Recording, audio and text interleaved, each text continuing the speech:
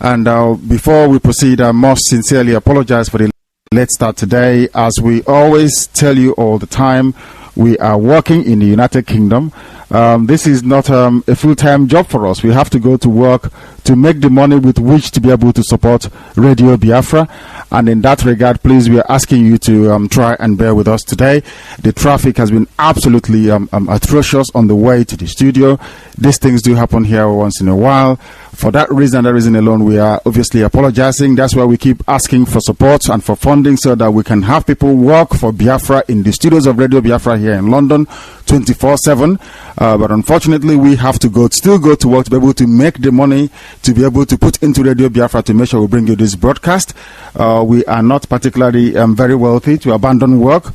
Neither do we have very fabulously wealthy benefactors. In the Hausa land, Hausa people are sponsoring Boko Haram to be able to do what they are doing. But here we have to work very hard to be able to use that same money to invest in Radio Biafra, to bring news and what is happening to our people, to enlighten Biafrans, to enlighten friends of Biafra all over the world. Once again, you're welcome to the program for today.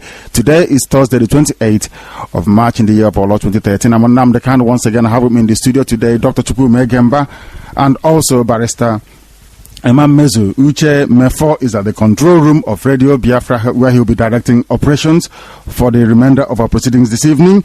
Once again, I must be very, very grateful to Modesto so-called from Oklahoma, United States. I'm sure you are still online, diligently waiting for Radio Biafra to start. That is the type of dedication where we're asking people to exhibit, to show, not to give up. That we are very, very determined in what we are pursuing.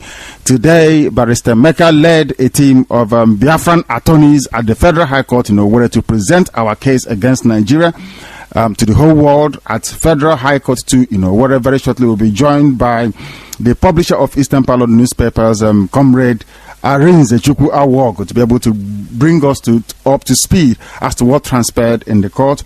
We were told that the first son of Dim Odumegwu Ojukwu, His Excellency, who is a barrister, Debe Ojukwu, was also in court today, leading the Biafran Elders Council into the courthouse. We'll be able to bring you the details of that in a short while. That is what we'll be leading on this evening.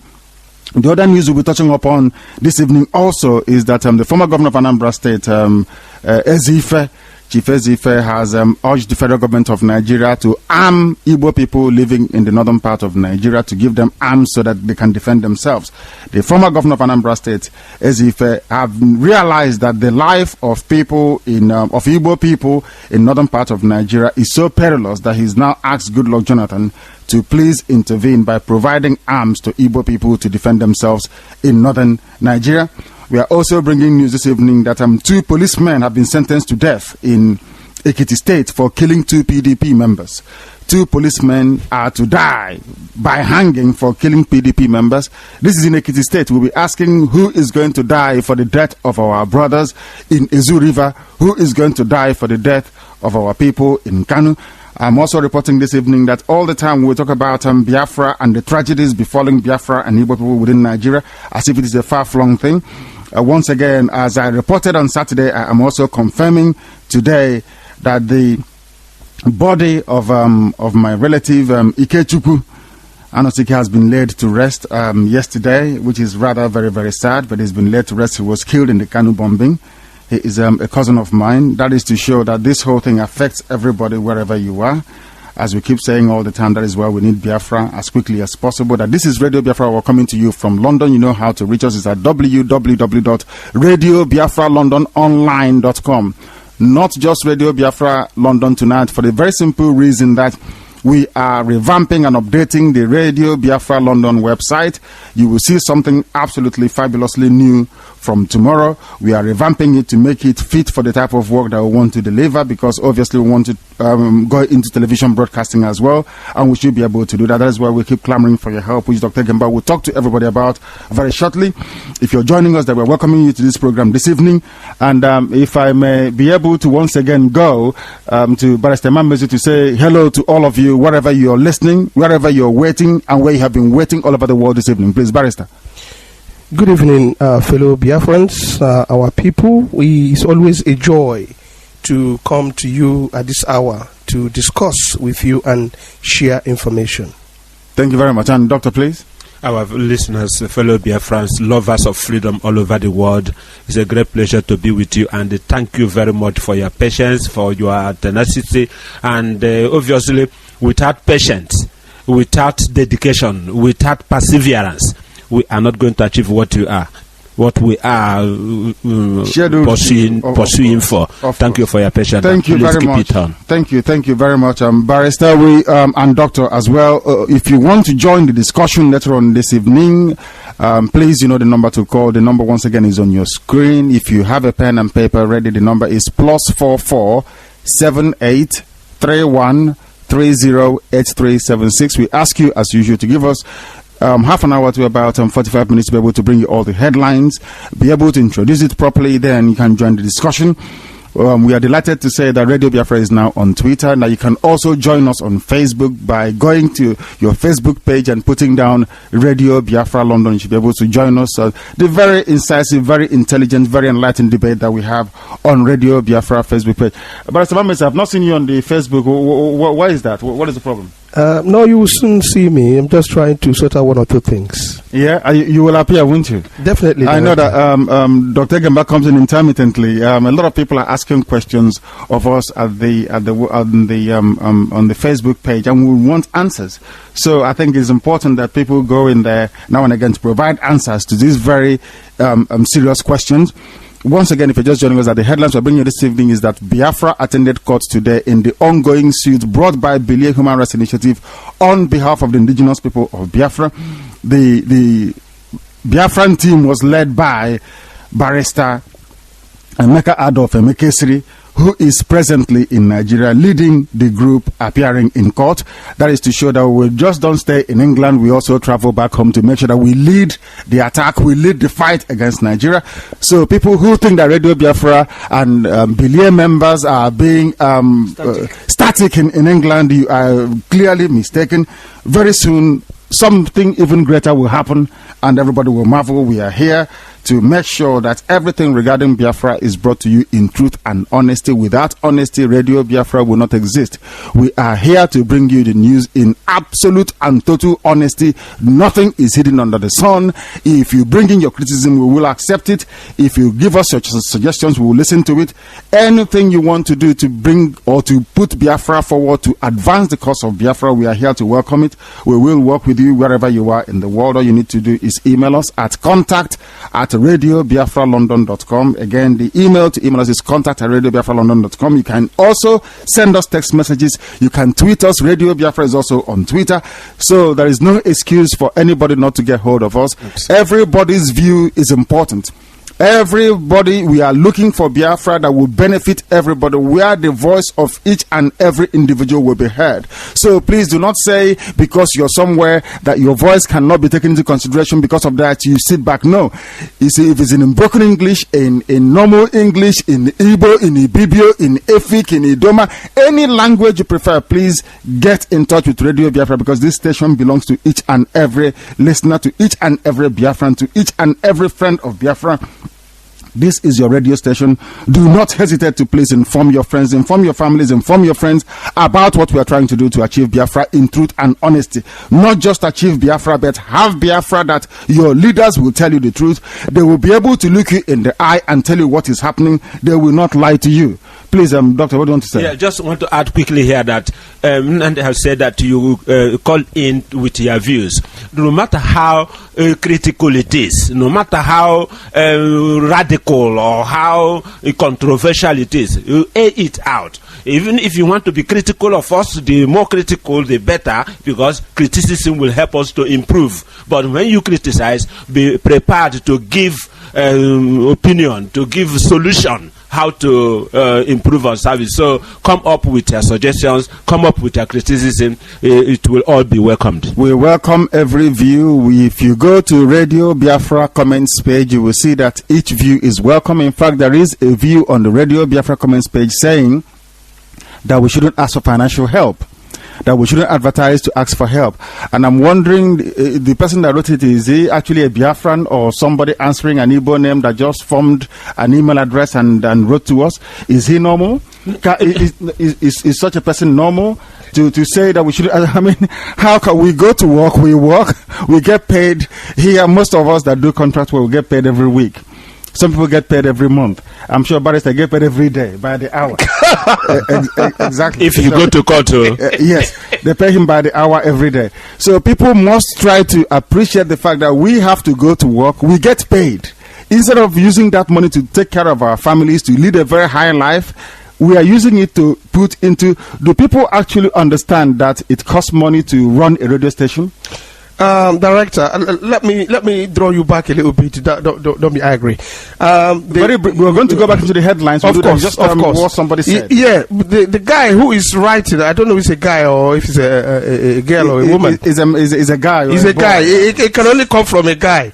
The guy who is asking and saying that we shouldn't ask for finance. So what does he want to see? These are the enemies who do not want us to succeed.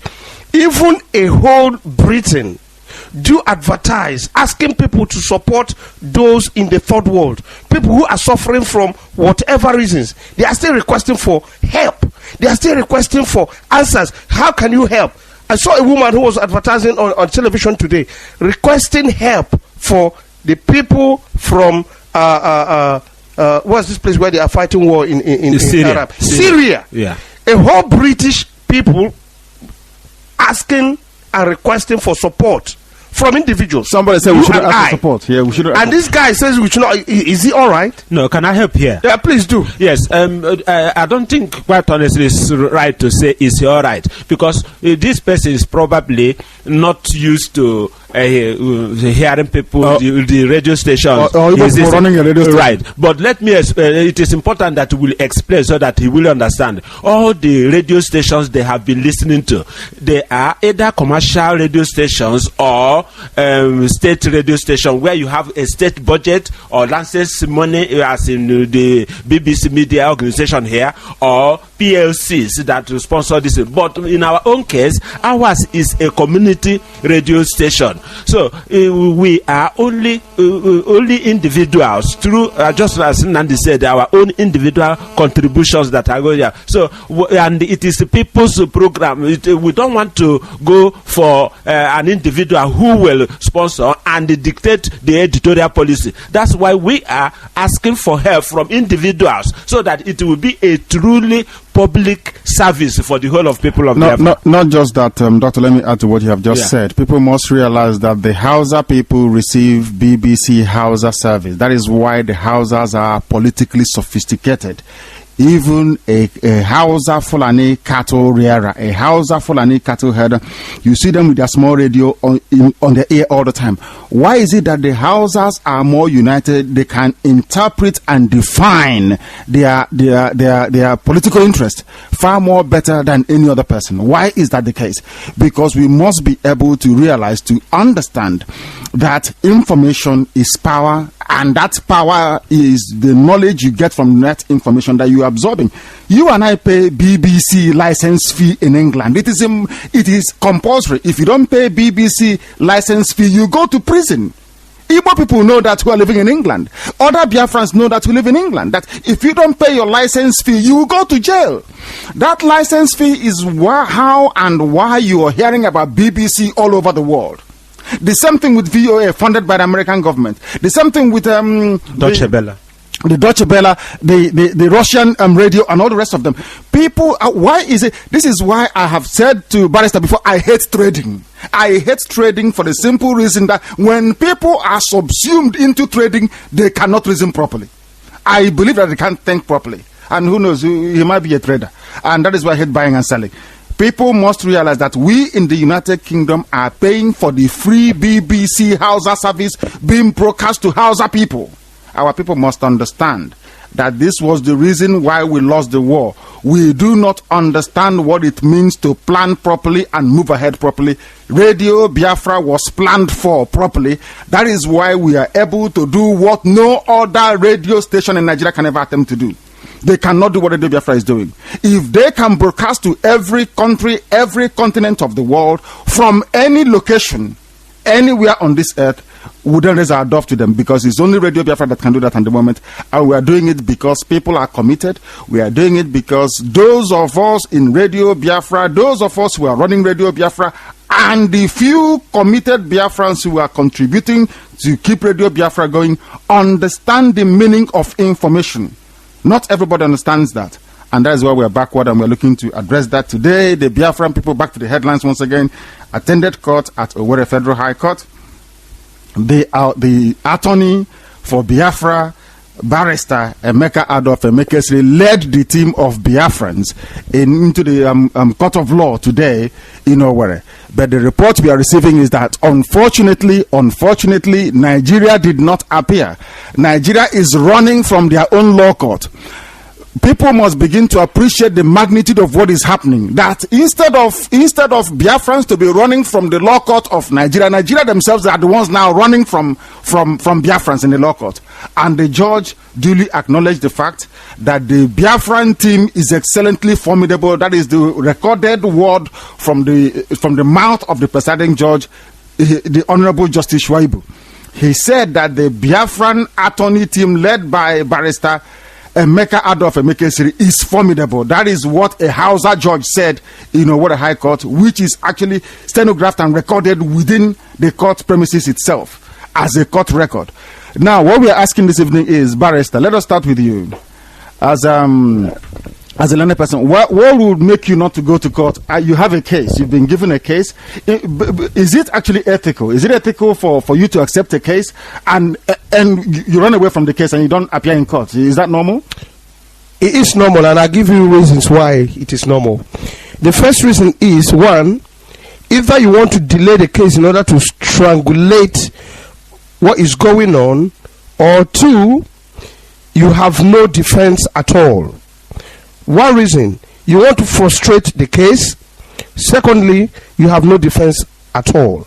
And from the facts, as you read it out, Nigerians have no facts as to defend why Biafrans cannot stay on their own. This is one of the reasons why they cannot appear. Secondly, they want to delay the issue so that they can prolong this case as long as they could. But in court, cases are not prolonged as long as anybody wishes. At a point, the case will be struck out, and then ask those who have the claimant to move on. So there is every chance that we should not see non-appearance in court as being a bad thing. No. It means that Nigeria have recognized the magnitude of the case that we have against them. Correct. And because of that, they are running scared, and Nigeria is actually the ones running. Because previously, when you see a police person or when you see the court of law as a Biafran, you're running. What we want to be able to do this evening is to, because a lot of people are asking questions also on Facebook and on comments page of Radio Biafra. What do you think the legal case is going to achieve? What do you think it is? We will now try and use this evening to enlighten and educate people. Is that some of these groups that said they're being led by lawyers, they don't understand the law because they're not lawyers anyway. They are fake lawyers. They are not proper lawyers. Because if the leaders of these groups can go back and tell their members the type of explosive that is loaded in this very case, everybody will embrace the case. What Billier is doing through the legal method is to undermine the very fundamental basis upon which Nigeria is built. Sometimes when you go to attack a building and there are 4 or 5 pillars holding it, instead of you to start knocking the building down from the roof, start knocking it down and spending years, all you need to do is to dynamite the foundation, the whole block, and the whole thing will collapse. And that is what we are doing with this. We want to let the world understand that Nigeria is shambolic. Nigeria is exposed, and Nigeria is fraudulent and is useless. That is what we are trying to do by using this case to showcase to the world the vacuousness, the hopelessness of the country called Nigeria, so that people will not be fighting. They can see it with their own eyes based on legal argument. That is how you establish legitimacy. That is how you establish precedent in law, so that the molestation, the abuse, the killing, the arrest, the arbitrary execution of Biafrans will cease to exist. Yes. About it, we will check with our legal team. Well, obviously, with our lead attorney, if it is allowed to publish the bundle for people to know, because the case is subject to. You can ask a barrister. Yes, why I'm asking this is that if people know the, I think it is contained in 40 pages. And the prayer of the Biafran people is, I've even lost count of how many. So it is so formidable, so indicting that the Nigerian lead attorney or the Nigerian side have got case to run away. They have got reason to delay the case. They have got reason to see what if it can be struck off, because they don't have any leg to stand on. They don't know how to defend the case. It is our legal team, the Biafran, the legal team of the indigenous people of Biafra spend time, quality time, prepared the case in such a way that even looking at it alone, barrister, no matter how experienced you are, you will be very, very scared to handle, to dabble into the case. So that's probably one of the reasons, as Barrister Mazi said here, that is probably they do not have any leg to stand on. They don't know where to tackle the case from. They don't know what angle, because there is a way you will handle a case. When there's what they say: if you do, you are damned. You don't do, you are damned. In this case, if Nigeria come to court to defend themselves, they are in trouble. And if they don't come to court to defend themselves, they are also in trouble. So anyhow we approach this case, the Biafran people are lying waiting. Absolutely. But another thing that which we must bear in mind as a guide towards what we are trying to accomplish is that we must begin to the question I keep asking myself all the time, because before I go into what I want to say, is why is it that an average Hausa person with a cattle rearer, is more politically aware, is more in tune politically than other people within the country? Why is that? Information. That they understand something more, they can grasp it. It is far more easy to because a lot of people can't seem to appreciate the type of work that Radio Biafra is doing, the type of work that Bilie Human Rights Initiative is doing under the auspices of the indigenous people of Biafra.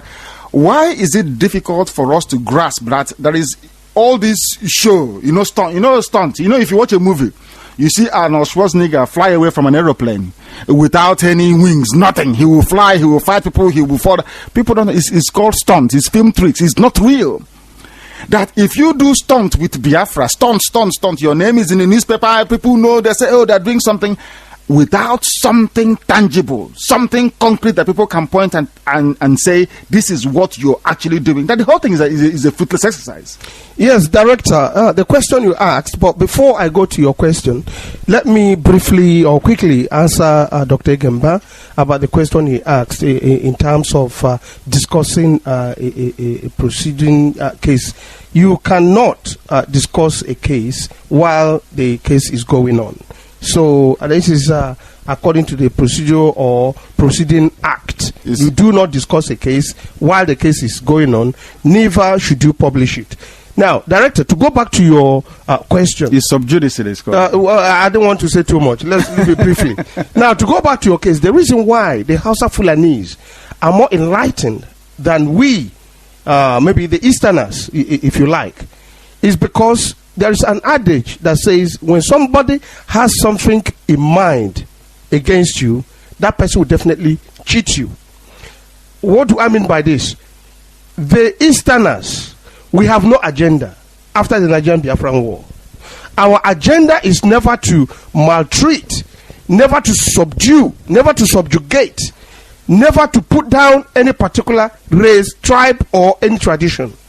Our own is live and let live. The proverb we always carry about, the Easterners I mean, live and let live. Now, those who want to subjugate you and who want to rule you, they have to be listening to radio to know when they are their superiors telling them this is what you need to do, this is what you need to do. These are the reason why a cattle rearer, a Fulani cattle rearer is more clever than you and I, because they have an agenda. The agenda is how to subjugate you. The agenda is how to rule you, how to convert you to their own religion. We don't have such agenda. This is why the Easterners are not ruling, disturbing, killing, or trying to marginalize anybody. If I have answered your question, Director, please tell me. You have, yes. Yes, and to add to that, and we are not tired of saying this, the power of media, the power of communication, the power of radio. Now, every time you see a malam, as they call them in Nigeria, he is always a gate man. He is opening your gate for you. He is doing everything for you. He also have his radio. He knows what is happening at any time. Now, each day, when we are bringing this program, we analyze events that is happening in Biafra land. We analyze event that is happening in Biafra land as it concerns Biafran people, as it concerns Igbo people. So also the Hausa people, through BBC, through all the other media houses, they tune to, they tend to follow what is happening. I think that's how they do it. Please, we must quickly say that I know a lot of people are itching to try and get hold of us to air their views. We are please asking you to be a little bit, just give us let's say the next 10-15 minutes, please, to round up our own assessment or summary of the headlines. We'll then be able to take your calls. Please, we've not been taking any calls. Your calls have been coming in from all manner of places. We are please asking you to just hold fire for some time until after the next 15-20 minutes. And please, Doctor, you can go and conclude what you're saying, please. Yes. So through this medium, I am encouraging everybody, if you are not used to radio, listening to radio, and the modern communication and the technology has made it so easy for people to listen to radio. Now, through your mobile, through even through your television, digital television, and any other means, listen to radio. And there is also different genre there. Whatever your interest is, if it is music, if it is talk show, if it is whatever, it will be catered for. But it is important that you listen to talk show, you listen to news, current affairs, where events will be analyzed. If you are not listening to radio, if you don't like radio, you will not be listening to us. I'm quite sure that for the period of time you will stay with us today, you have been listening to Radio Biafra. There must be something you have gained. So develop on that. Encourage other people, bring other people to start listening. The more people listen to us, the more information we bring, the more vast we will be of what is happening around us. Absolutely. Thank you very much for that. There's another news, there is another headline which we wish to touch upon, which is a trending news right now as we speak, that the former governor of Anambra State, Ezife, have asked Goodluck Jonathan to arm the Igbo people living in the north so that they can be able to defend themselves. This is particularly very difficult for me personally because, as I said, I lost a cousin of mine, Ikechukwu, who was buried yesterday. I have his pictures, which hopefully I should be able to post on Facebook very shortly. I have his picture lying in the casket. I have it here with me right now. Do you want to see it? It's very, very depressing. It's very, very depressing. You see him as a very young man, and then you see him lying in a coffin, about to be buried, his life cut short. The only crime he committed as a young person is to be labeled a Nigerian, is to be called a Nigerian. That's why he has been killed. And it is because of people like that that we will continue the fight, because we want to prevent other people from dying in the future. That is what we are here for. We are not forgetting we have been saying it from time that the people that their bodies were dumped in Izu River, we are not going to forget. We are placing P2B on notice that P2B, as the Chief Security Officer of Anambra State, is culpable in the death of our brothers. Over 100 of them that their bodies were dumped in the river. They were suffocated with tarpaulin. Some of them were suffocated. They denied them oxygen so that they died a very painful, agonizing death. That is the type of thing being visited upon our people. The 10 bodies found at Mbirichi in Imo State is there also simmering away. We are covering all these things. We are touching upon them because we want to expose the evil that is going on within our lands. We want to expose the lack of dedicated leadership. Will you see Ezife's pronouncements given he's the former governor of Anambra State? in another life, so to speak. Is there any mileage in what he's saying? Can we take what he's saying very seriously? Is that a change of heart? And how logistically possible, how feasible is this idea of arming the Igbo people to defend themselves? Yes, Director, although we probably have to say to the former governor of Anambra State, well done. But I tell you, good luck, Jonathan. The present president would not, of course, do that, because it would be illegal for him legally to do that. He never armed the Boko Haram. He is even trying to stop what the Boko Haram are doing, but of course he hasn't got the bottle in doing that. For a long time he's been shouting. First he said that the Boko Harams are spirit, and now he says, well, there are some of them in his cabinet. And then all of a sudden they are now asking for amnesty, which of course, good luck to support his program. He is refusing that. So for the former president of Anambra, former governor of Anambra State to ask for this, I think the former governor, I think he knew that it's not possible for that to be granted. But it's good for him to say that, so that good luck will definitely realize and know that the Biafrans in general are suffering.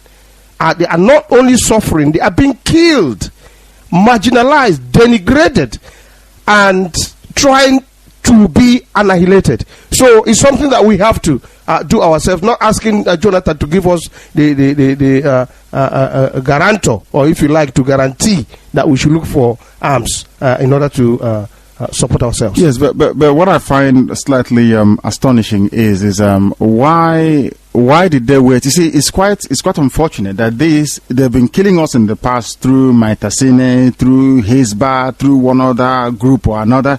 They say, oh, the extreme radical Islamic movement. But on top of that, there are Igbo people in the north who are saying that they are now Igbo northern Nigerians, that are not going anywhere. There was an information that was going around, published by Elomba, that somebody wrote to Radio Biafra and said that we should try and investigate. In fact, he addressed the email to me and said I should go and investigate if it is correct. And apparently it is correct.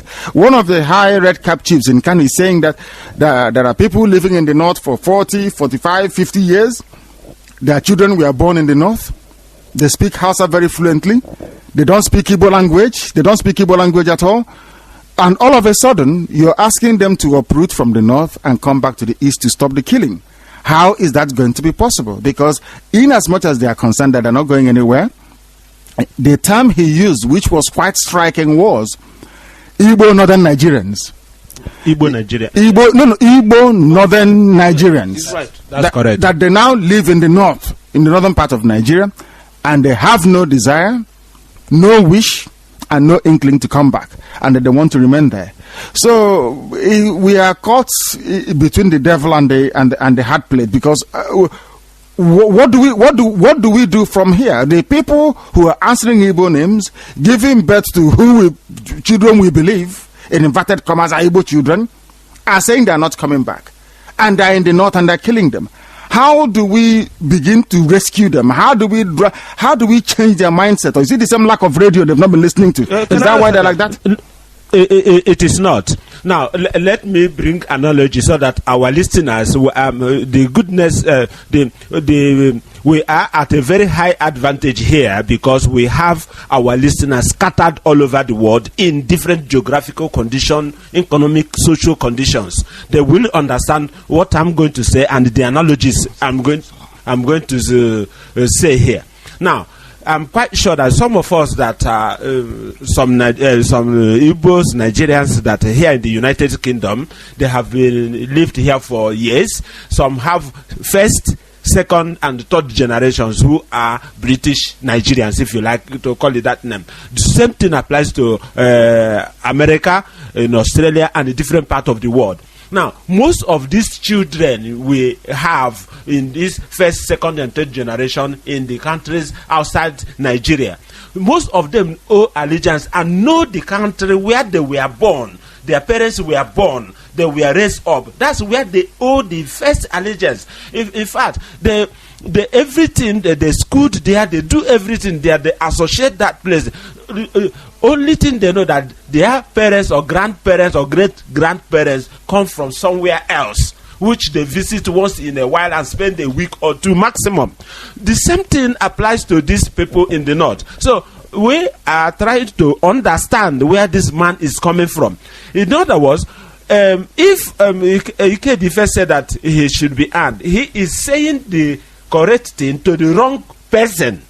How? Because as a former governor of Anambra State, he had privy, or he was privy to intelligence information. He knows what information, what intelligence decisions are like. But he cannot expect president to go and arm a group. It is not heard of. So that's why I said that he said the right thing to the wrong person. But if he knows that what he's saying is unworkable, why is he then saying it? Is he saying it because he wants his voice to be heard, that Igbos are doing something? Or this is one thing I find very difficult with some of our people.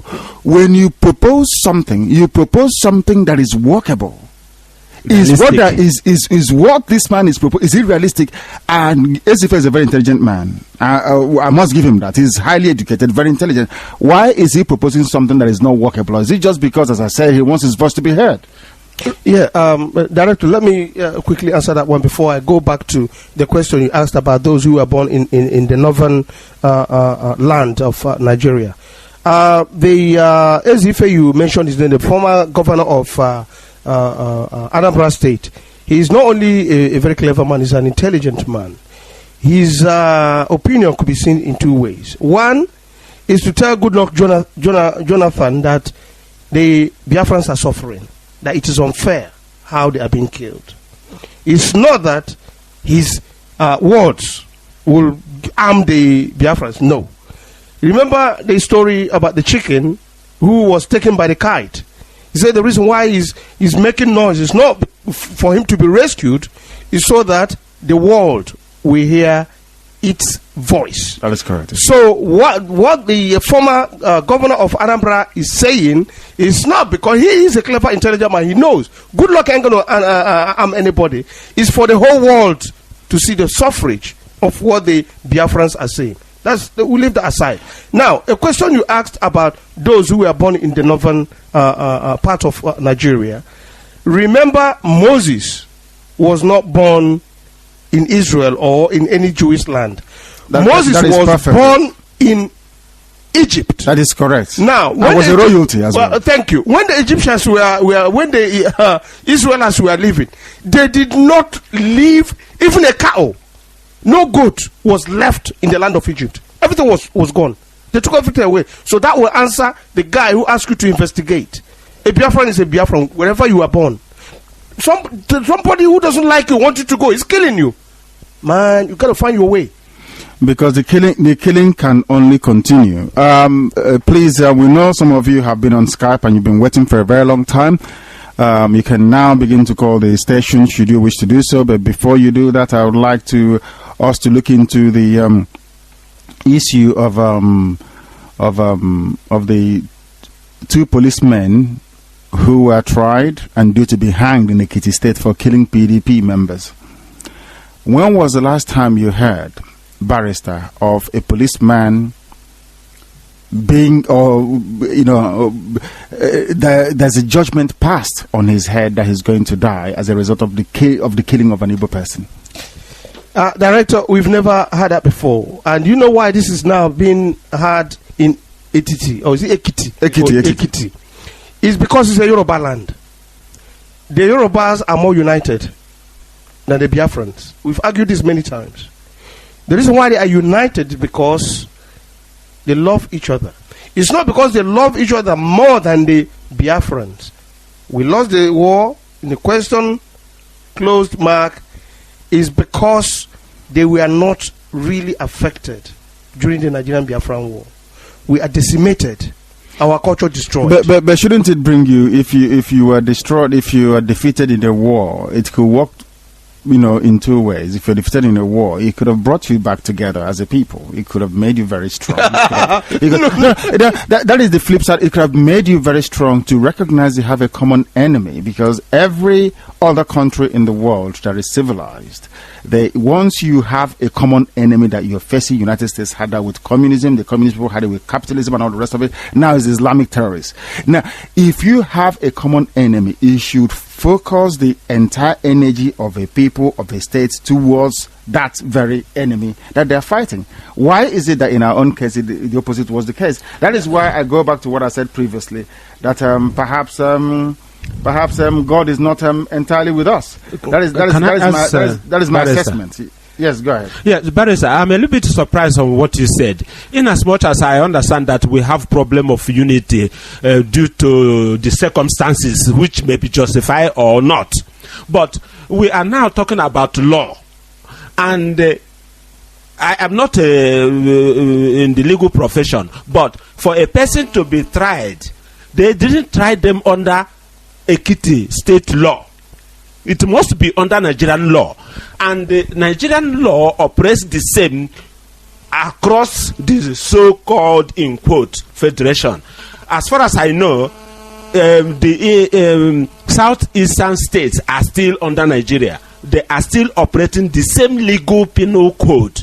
So how come that they can use this same penal code in a Ekiti state to convict and hang two police officers, and the same cannot be used in any other place to convict and hang people who commit similar crime? How can you say that associated with unity or no unity within the dissent? It doesn't. The fact of the matter is that the law perhaps is skewed against, or is tilted against Igbo interest. It's something we're going to later on, but we must remind our listeners that if they're just joining us right now, that this is Radio Biafra. We're coming to you from London on this day, Thursday, the 28th of March in the year of our Lord 2013, the day that Nigeria ran away from their own law court in Nigeria, the day that Nigeria decided not to pursue the case anymore, the day that Nigeria decided that they have had enough of the case and they are now running. The last time they did not come, which was 2 sittings ago, they were fined.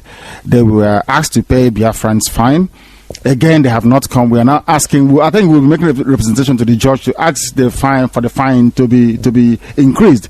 We got this text message which we must read out. It is. He says here, "Good evening, my people. My name is Marshal Cletus Anyamele. I believe in Biafra and I'm writing from Malaysia. Since Nigeria refused to appear in court, what is the next step? At what point can Biafra take Nigeria to International Court of Justice? Thanks and God bless you." This is a text message from Anyamele Cletus. He is resident in Malaysia. Please, Barrister, go ahead.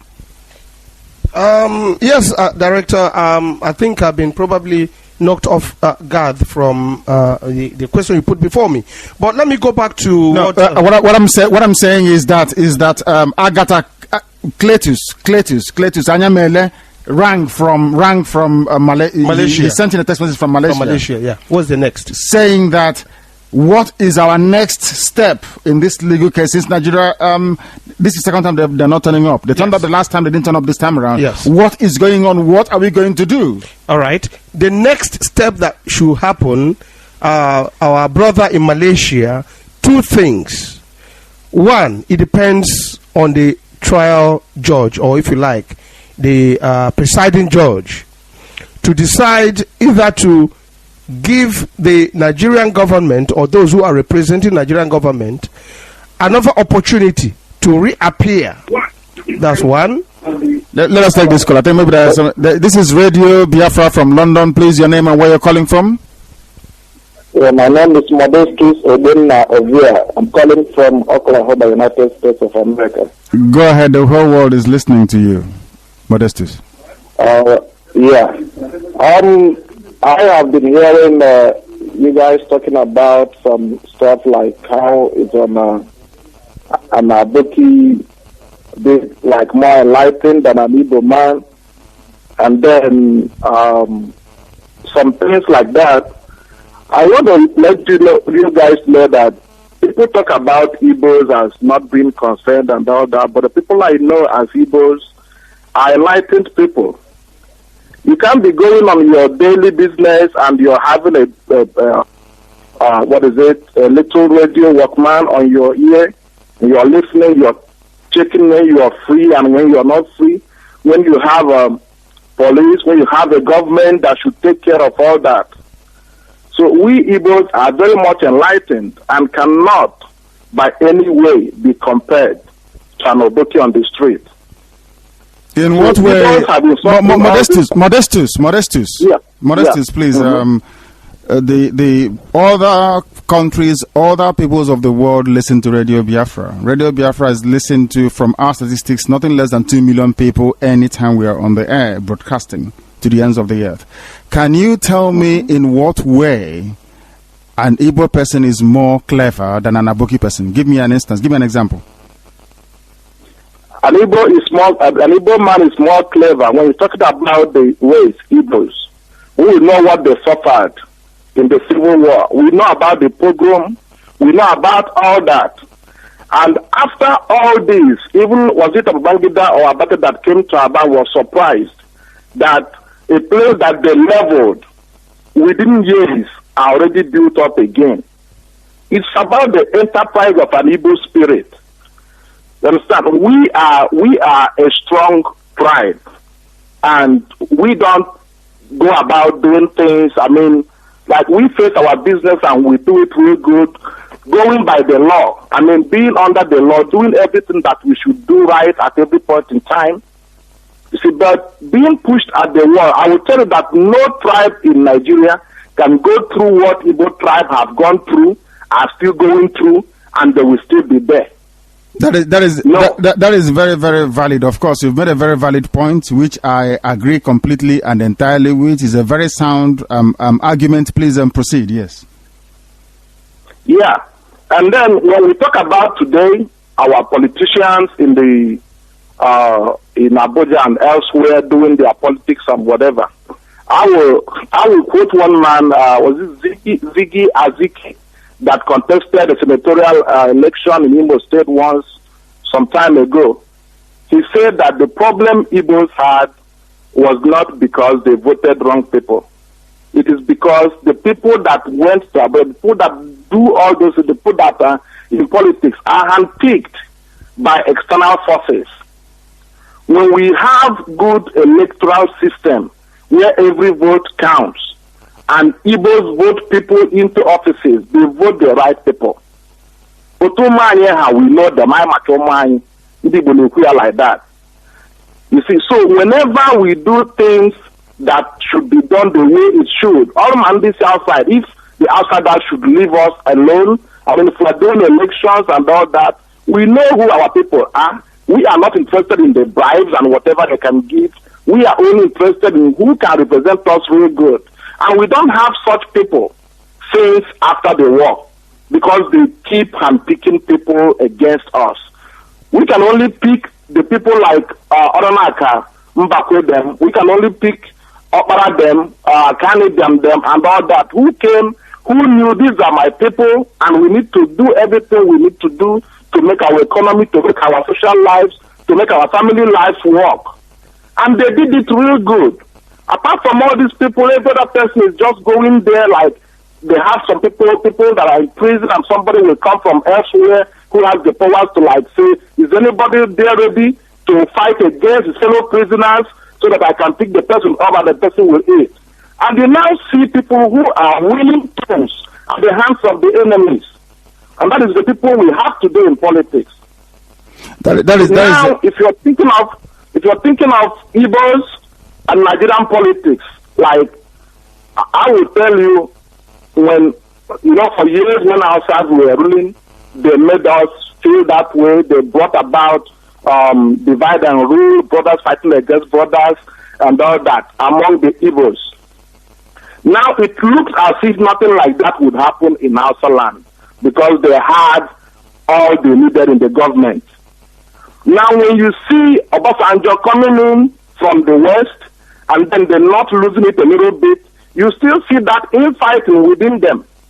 Now Jonathan is there, and there are still people who are, when you look at the north, you will find out that there are still divisions, despite the fact that their religion is their politics, their religion is their education, their religion is everything they do in their life. you still find that there are divisions in there because they are not on the top. Yes, Modestus, because we have other people to come in. You've made very important points. You've obviously said you've given us reason as to why you think that our people are still very clever, which we admit, which we accept. I think is correct.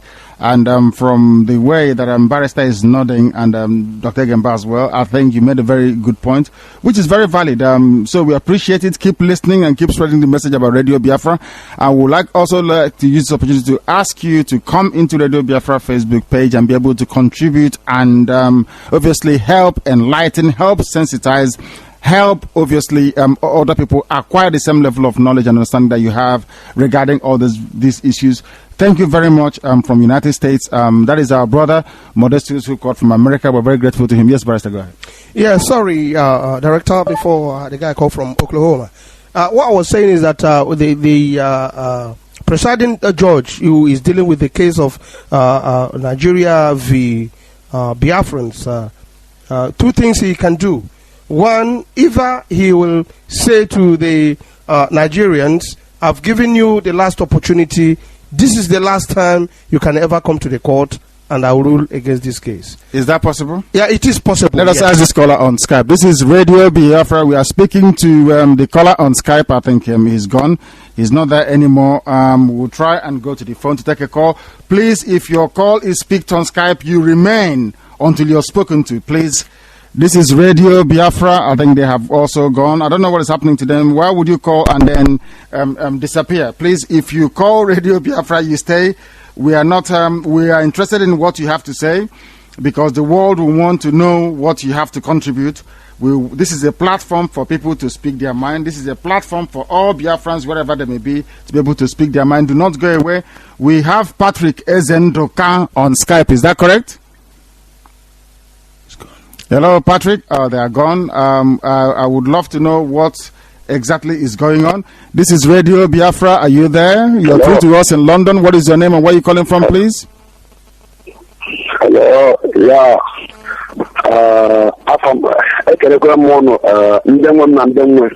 Thank you. Yeah.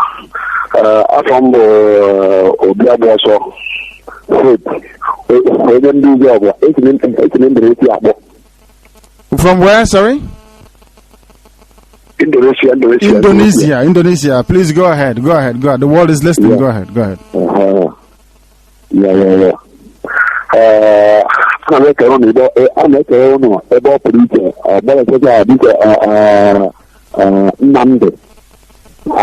Nnamdi and yes, it's over. Yes. Yeah. And they came back from Umbisa. They came back Imo State too. Yes. Yeah, and they came back because last Saturday at the hearing what the people are saying. Give me God, give me this. Now I go do that. I'm just because in the church I'm a phone member before not alone. By the time we take it along, I just stay one side. I'm just watching them. Then before the one when I said my travel. Then what they do now? I'm always thank God every blessed day. Why this year started in a great way. My brother from Undizuogo, your line is a bit bad. Please, so you're making a very good point, which we acknowledge and we accept. It is a very valid point. I would please have to ask you to try and call us back with a better line. We'll try and get him back on the line. And if you're all the callers on Skype, please do bear with us. It will get to you. And once your call is picked on Skype, please you remain until you're spoken to. Do not be afraid and do not run away. This is Radio Biafra. You're through to the entire humanity. What is your name and where are you calling from, please? Hello, Patrick Ezendoka. Can you hear us? This is Radio Biafra. Patrick, can you hear us? This is Radio Biafra. Hello, this is Patrick Ezendoka. Patrick Ezendoka, where are you calling from, please? Yeah, I'm calling from China.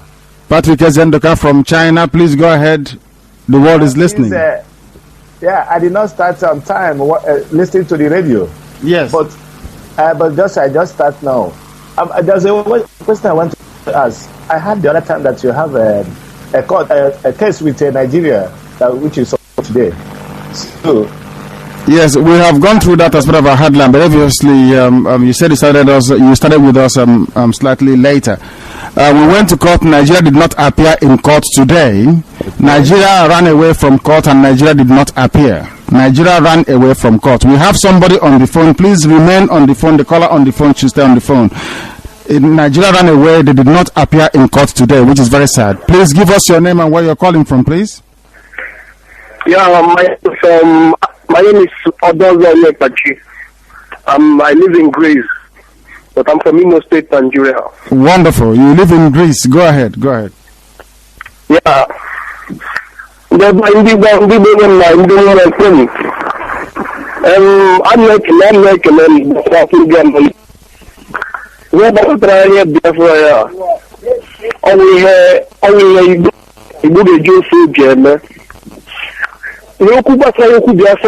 for how many years? And then we keep years now. For many years without a particular achievement.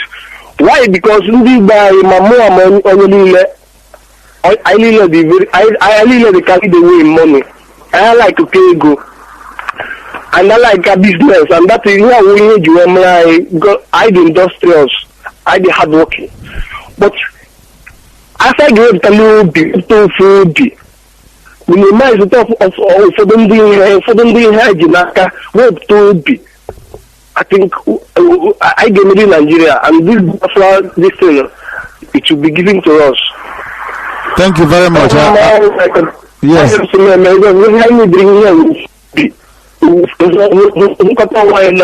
Happy and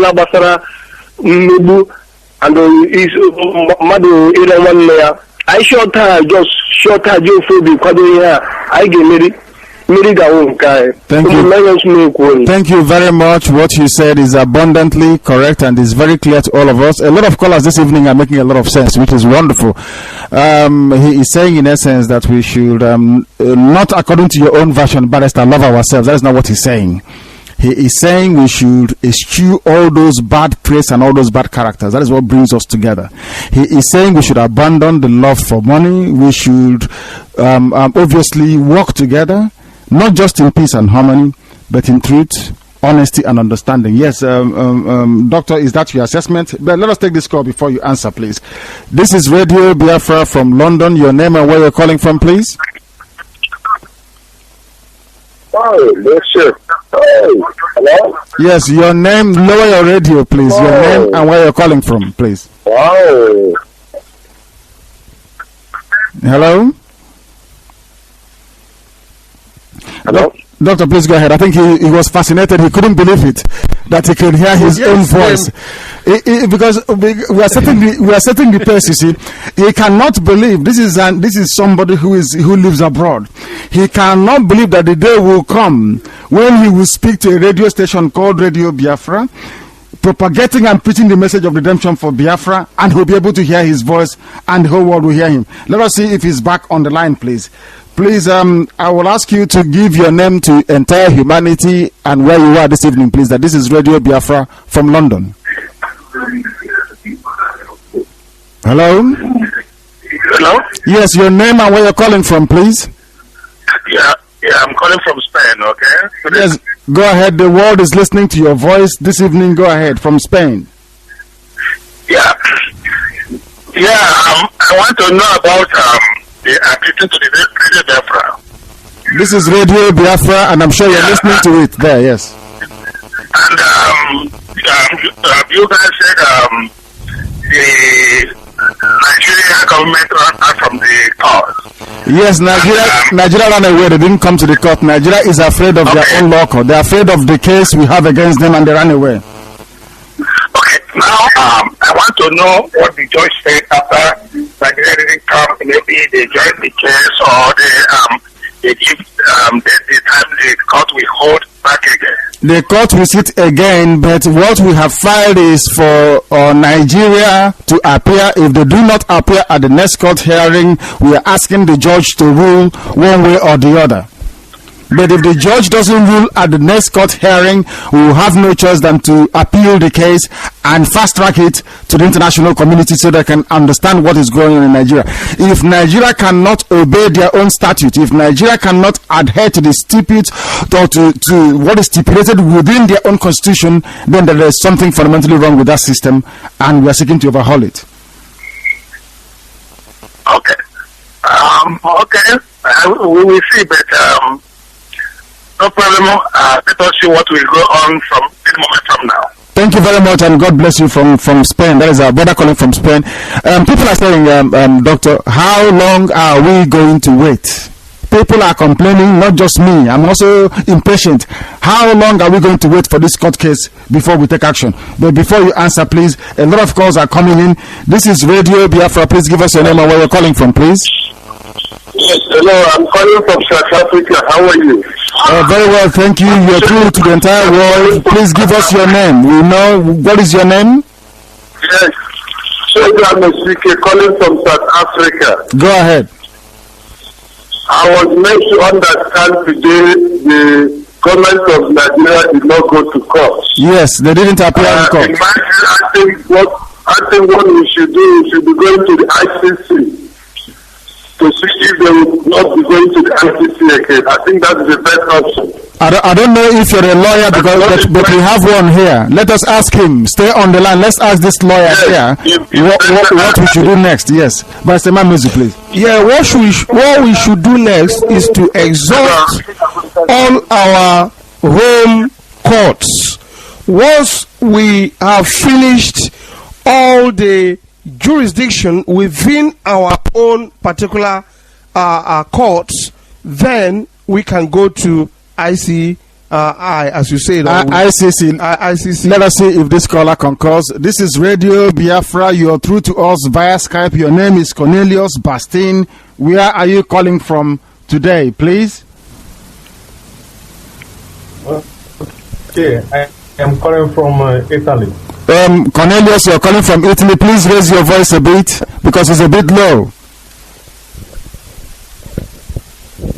Hello, Cornelius. I think he's gone. His Skype was a bit unstable. Please, Doctor, you can now finalize your point if you can still remember it. That is. Well, the last caller who asks, I'm just concurring. You can take the call, no problem. Thank you very much. Let us Dr. Gemba is being very generous today. What is your name and where are you calling from, please? This is Radio Biafra, reaching you from London. This is Solomon from Amandoba in Eloji, Imo State.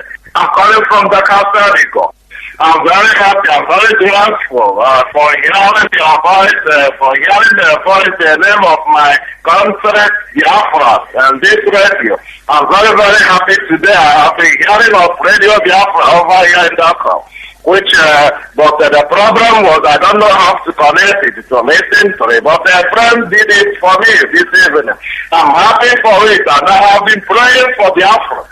For my nation to have let us have our own freedom. That is my prayer. Because we are like slaves in Nigeria. They are not treating us fine. They are not treating us fine. All the news that we are reading over here, all that we are seeing is against Biafra. They are treating us like a slave. I'm not happy for that. Please, my brothers, whatever you people is fighting for, this Biafra, I will be very, very happy for us to bring out our hearts together to fight for our freedom. We need our freedom. We need to be free. We need, when the Israelites was in captivity, then God let us send them, we need them free. My prayer is let God set us free. So these 2,000 generation that they are running now, I'm asking God, let our people, let them work hard so that we can achieve our goals. That is all I can say for now. Please.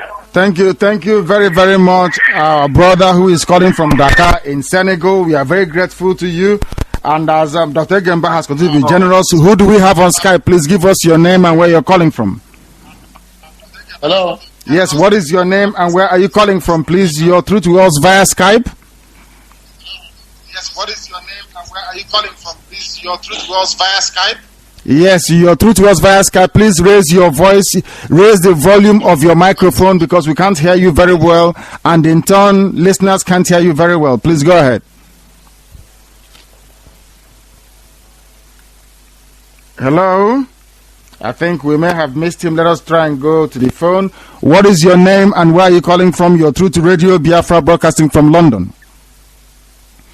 They have also gone. Please, Doctor, you may now please finally make your point. Well, at this point, at any point, we can always hold on and take the calls, because the more callers we get, the better, so that we can know the views and accept the views and the exchanges from around the world. Now, the different callers are making different points, and all are centered about this case.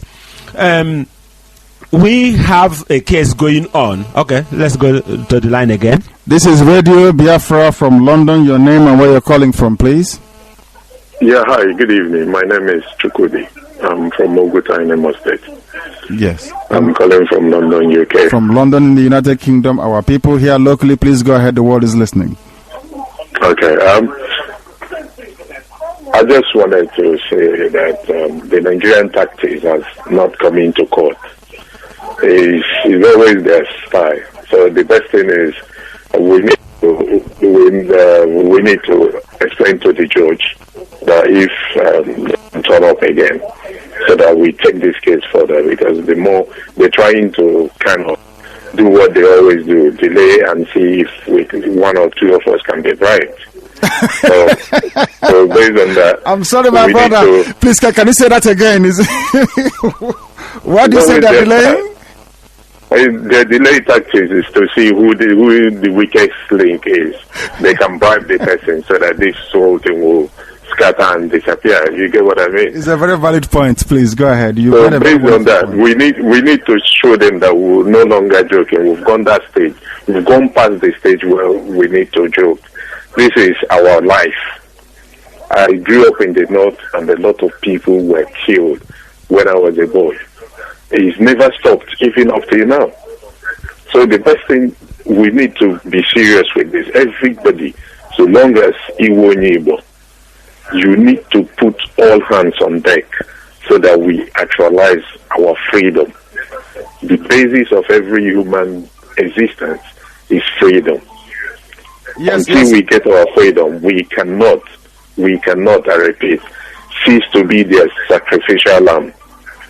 Yes, they will never stop. My brother, what you said is absolutely correct, and we need to drum it into the heads and minds and the subconscious of our people that unless we are free, we are nothing. From what you have just said, I'll read you what a contributor to Radio Biafra comments page said. His name is Wankwo. His surname is not here, and where he's writing from, we do not know. Wankwo said, following what you have just said, my brother, is that Yakubu Gowon once said that if he had known the true nature, that is love of money, of Igbos, the civil war would not have arisen. All he needed to do was to empower some Igbos to fight against Ojukwu. If care is not taken, the corrupt politicians in the East might try to import Boko Haram in order to protect their selfish interest. That goes to concur what you're saying, that it seems they think that our weakest link is money. If you bribe a few of them, they will succumb. But Barrister Imam Mezu is here. Dr. Egemba is here. Is there any way we are going to be corruptible in this life as long as we live? Is that possible? Well, there is a former British Prime Minister, Margaret Thatcher. He said that if you want to turn, you turn or you revise. That the lady is not for turning. So if you want to be bribed, the money is what you are after. What is money, by the way? What amount of money can't we make in the land of Biafra, as a matter of fact? So, the editorial team of Radio Biafra is not for bribing. Try and see. If they tried it in 2009 with the promise of senator, ministerial position, they failed. Let them try another tactics. Don't forget that we are human beings, but we, with the help of our listeners, with our individual resolves and with the power of God and the spirit of the millions of Biafrans that have died and that is still dying, we cannot afford to disappoint them. We cannot afford it. Absolutely. This is Radio Biafra. Your name and where you're calling from, please. Hello? This is Radio Biafra. Your name and where you're calling from. Hello? I don't think we can get them. Please, Barrister, go ahead. Director, you see, we have argued on this point before about this love of money. The Igbos do not love money more than the Hausas. You know, and I know, that most of the people who are known to have siphoned money, stolen money in the Nigerian purse has been all the Hausas. That is correct. There has never been a single Igbo man convicted of stealing money. I'll tell you why, how our problem came by. Go ahead, Director.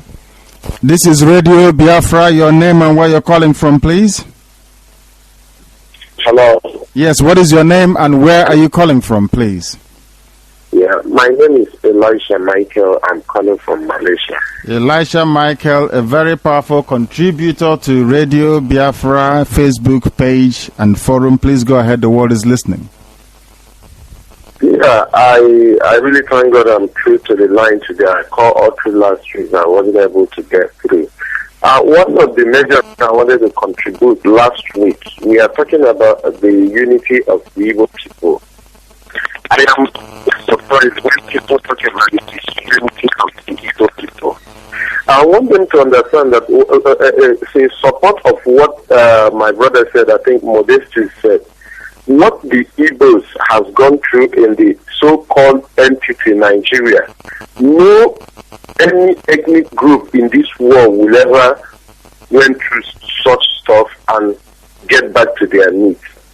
That is number one. Number two, just that the people that has been piloting the affair, I mean maybe the previous pro-Biafran group, has been a kind of people that will come for maybe a genuine reason, and along the line, the federal government of Nigeria would bribe this individual, which made me, when I went to the street of Malaysia to talk to my fellow Biafran about this Biafran struggle, some of them, the major complaint they were saying that an Igbo man, maybe a typical Nigerian, have a prize in the Nigerian entity. That what will happen the same way Mazi did, they abandon us along the way. What will happen the present people today? What is going to happen? Are they not going to abandon us when the federal government will come out to give them their own political promises? That is my number two contribution. Go on. Yes, go ahead, please. When you finish, then I can respond to that. Yes, go ahead. Lastly, concerning what the former governor of Anambra said, I want to say to the hearing of everybody that nobody, the government, the president of Nigeria never gave Boko Haram arms and ammunition to kill the Biafra in the northern Nigeria. It was the political leaders, the Hausa leaders, the northern leaders that bought all this ammunition, which the world today knows, and their people, they are using it to kill the Biafra in the northern Nigeria, which even the president of the Federal Republic of Nigeria, Goodluck Jonathan, admitted that these people are even in his cabinet. These are the people that bought all this ammunition for the northerners.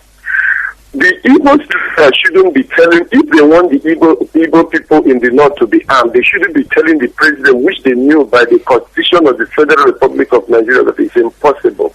They should be the people that can secretly buy this thing to arm the Biafran in the north. So there is no need of coming to the public to say it as asking the president of Nigeria to arm the Igbos in the northern Nigeria. If they want to, if he, as the former governor of Anambra State, who has been in the Nigerian politics, decided to help the Igbo in the north, I believe he can as well do it. But I wonder what any sensible Igbo man would be doing in the northern Nigeria by now. Thank you very, very much. From what you have said, I have deduced something. We have very intelligent callers this evening. It's fascinating. Of course, we know Igbos are very, very intelligent people. From what you're saying is very simple. Rather than Ezife, as you said, my brother, made money from Nigerian system as well. Rather than asking Goodluck Jonathan, let Ezife do what Buhari did. Let Ezife do what Bangida did. Let Ezife do what Atiku did. Bring out your money, buy arms and arm your own people. And stop asking for the government of Nigeria. Exactly. Boko Haram never asked them. Is a very fantastic point, which I will make my own. I'll borrow it from you. If you hear me arguing about it next time, you know I borrowed it from you. Thank you very much for. But before you leave, there is something that Dr. Gemba was saying previously, which I have to perhaps help him and conclude. Dr. Gemba said in 2009, when Radio Biafra started, the whole world, people tried everything, senatorial seats. They said, forget it, come and become the governor of your state. You can be this, you can be that. We still have all those messages, and some of them we recorded them. We still have them. What we are telling people tonight is this: as we have always argued that Biafra, as some people will argue that Biafra is like the Ark of Covenant. If you are not clean, you can never get Biafra. Go and mark it down somewhere. Sure. Unless your hand, your heart is pure as gold, you can never get Biafra. That is the promise of God himself. You can never get it. Anybody can. We refer to all these groups as some of them are false prophets. You dance around, you use the name of, even some preachers use the name of God to cheat and to deceive. They are living in big houses, riding jeep, they are flying aeroplanes all over Nigeria, and their congregation is dying of absolute hunger and destitution. That is not correct at all. Let us ask this person and see what they think. This is Radio Biafra. The entire humanity is listening. What is your name and where you calling from, please? My name is Kenneth. I'm calling from Joe. From where? What is your name and where you calling from? He is listening to his own voice, which is not proper. Let him carry on listening to his You carry on listening to your voice. When you want to listen to Radio Biafra, you call us back. What we are saying is that go and mark it down today. Radio Biafra has been in existence since 2009. Radio Biafra editorial board is incorruptible. Any day you hear that Radio Biafra, we can't even go to Abuja to start with. You have to go to Abuja to see them now, isn't it? We have vowed, when we started in 2009, we vowed never ever to go to Abuja, never to meet a representative of Nigeria or their agents within Biafra land. That is why Radio Biafra is incorruptible. You cannot corrupt Radio Biafra, not now, not in the future. This is Radio Biafra from London. Your name and where you're calling from, please. Hello, Master Nnamdi. Yes, you are very lucky to get through 2 times. Yes, go ahead and make it very brief, please, if you may. Make it very. Anyway, your line wasn't very good. Yeah. Your line was not good, so go make it brief. Yes. So I make a neighbor preacher because now it's easy because this down there and then you buy as of 2004, 25. What I'm able to but that time of I didn't pay in on the chat where I live. But now many people that time I preach what I preach about Biafra, which up to today I'm saying here. Many people that know about the Radio Biafra of here in Asia. I'm the one that secreting the information to them. But today I decided to call. Why I decided to call today is that last Saturday, many people are shouting that give me gun, give me machete, give me the other one. I'm just laughing. Why I'm laughing is that those people are saying that when we are advertising about Biafran freedom, those people are laughing at us and believe that nothing like that. That kind of thing cannot exist in this world. But I'm promising them that anybody that is anybody that is tackling Biafra will not live to see Biafra. Anybody that is tackling Biafra, which I'm up to today now, last Saturday, because I don't have the opportunity to come because the network is very bad. I want to see maybe all those people that will hear from me. Okay, thank you very much, my brother. What the point you have made is well taken. All the views and opinions we are getting this evening is absolutely fantastic, and we welcome it. Let us try and take this call. They have taken over this. Maybe we started late. We need to compensate them by taking as many calls as possible. This is Radio Biafra. What is your name and where are you calling from, please? Yeah. My name is Okemini. I'm calling from Sao Tome. From Sao Tome? Yeah, certainly. From Sao Tome. Are you one of the people that were taken away during the war that never came back? No way. Okay. Please go ahead. The world is listening. Go ahead. I'm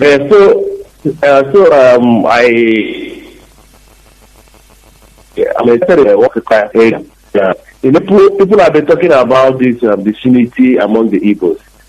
Yes, but when we look at it very, very well, when you see Igbo man go to some places, one man goes, he brings his brothers. Before you know it, we are many. I think that's the sign of unity among the Igbos. Now, there are some of the speakers also said that when the killings in the north is because we are this, we are because of that. You know, we are wise and intelligent. We are not a very bloody people. We don't like killing. We go in our own way to do our business genuinely. So you don't expect us to react like these people. But that doesn't mean that when pushed to the wall, we cannot react. Because we are the only tribe that has gone to war. You people should remember that. So, you see, some of us are just trying to hold back from reacting. Because we believe that the Human Rights Initiative, they are doing the right thing. You know, so we are expecting and hoping that this court case will end successfully. That doesn't mean that we cannot go to war. Coming to the aspect of the former Anambra State governor, well, it's not visible. He knows it, that it's not visible for anybody to harm the Igbos. I don't support that, and I don't want anybody to go to war, because I think the Nigerian government, they are just waiting for an opportunity for us to react, so that they will come and kill us the way they killed us before. So, if this legal way you guys are following and going is the best way as far as I'm concerned, and people can come together and support you people and support ourselves too, I think we'll get to the promised land. So please, I don't know what to tell you. I don't know what to say again, but I really thank God for you people, and may God continue to bless you people. Amen. Thank you very, very much, and amen. Yes, Dr. Yes, my brother. Thank you very much for your contribution. I'm talking about support. Let me use this opportunity to comment on that, and to draw the attention of our listeners the need for this support. Now, our brothers in the north, they are clamoring for help to defend them, for them to defend themselves, for them to help them to come back and resettle in Igbo land. Those who are willing to do so, there are some of them who are willing to resettle in Igbo land, and there are some of them, even if you use the biggest jetliner, they will still not come across. Okay, let's take this call. This is Radio Biafra. Please give us your name and where you're calling from, please.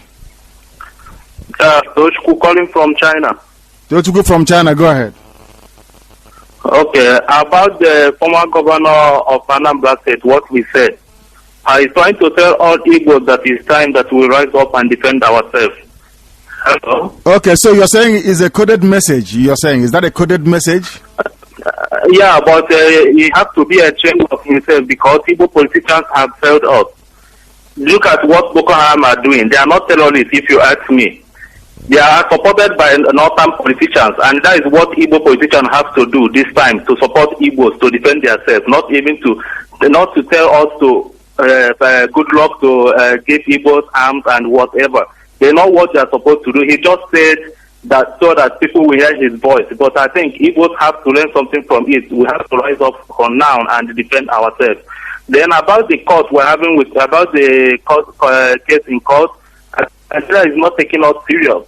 We have to do something so that Nigeria will take us serious. Because not coming in court is that they want to prolong things and maybe we got to get tired, but I believe God will not allow that to happen. So we have to do. Thank you very much. Yes, Doctor, what do you have to say to that before you come into the... Yes, what I want to tell him on the case of Nigeria being serious or not serious, we are not stupid. The indigenous people of Biafra are not stupid. We understand that Nigeria will adopt all sorts of strategies to frustrate this case. We are not stupid. We know about this. So we want to make the whole world know that we are peaceful people who believes in due process, and the due process, Nigerian due process, we are following. Then if we exhaust that, if we feel at any point we feel that Nigeria is trying to play on our intelligence, they are trying to play a delay tactics, they try to frustrate us, then we will change tactics and take the matter forward. What we don't want to do at this stage is to take the matter into our hand, to take the law into our hand, so that the international community will blame us or term us to be terrorists. The whole world knows who is a terrorist in Nigeria. We don't want to be part of it. So when we have exhausted Nigerian legal system, their own legal system, according to the letters of their own constitution, according to their own legal system, if we exhaust this and did not get justice, of course the indigenous people of Biafra will have the right to take a step ahead to the next level, either at West African level or at Nigerian at African level, and we will continue to do that until we land at the International Court of Justice. That will not happen overnight. We must exercise patience. Thank you very much. This is Radio Biafra. What is your name and where are you calling from, please? Yeah, hello. My name is Matthias Chowobonumba. And where are you calling from? I'm calling from London here. Go ahead, Matthias. Go ahead. Yeah, I can hear myself as well. The thing is that I've listened many times about this on this radio Biafra Nigeria. Radio Biafra Nigeria, did you say? No, Radio Biafra. Before I cut you off, if you mention Nigeria, I'll cut you off. Can you lower your radio, please? Lower your radio a bit, please. Lower your radio. Okay. Don't cut me off. My problem is, then don't mention Nigeria. When you mention Radio Biafra. No. You see, just forgive me about that. Okay? Forgive me about that. I don't even mind speaking in English as well. My problem is that, of course, because if I go down with my language, definitely it will be much, much better than speaking all this tautology we all are trying to speak. Thank you very much. Because I'm not an Englishman, even from the call as well. You read now, I'm not an Englishman. So what am I trying to, who am I indicating anyway? Like a Chinese man speaking American and looking at the face, he's a Chinese man. So what's the point? so if you don't mind me, so I prefer going down to my... You can speak English if you prefer. I prefer, Go ahead. Please say what you want to say. Go ahead, please. Yeah, so what I'm trying to say, even that people over now, I know we're going to book them, really a lot of Totoge.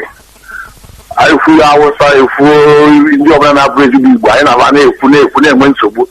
Even more than phone, it's my bravery from Anambra. I was not really went to move it. In the Anna or what Negala, but in the could be a noir. So I went to work at the office for 4 days now as I speak to you at the moment. Again, because then will oil, Anambra, oil for a long time, more than 40-50 years. The oil has been there. And now roll while with a share people companies. At the end of the day, open as democrats at they feel okay, but now. It will be been our governor spent more than 400 million, which is tax, is still there. Now, President came down to Aguilera to one of the a commissioner.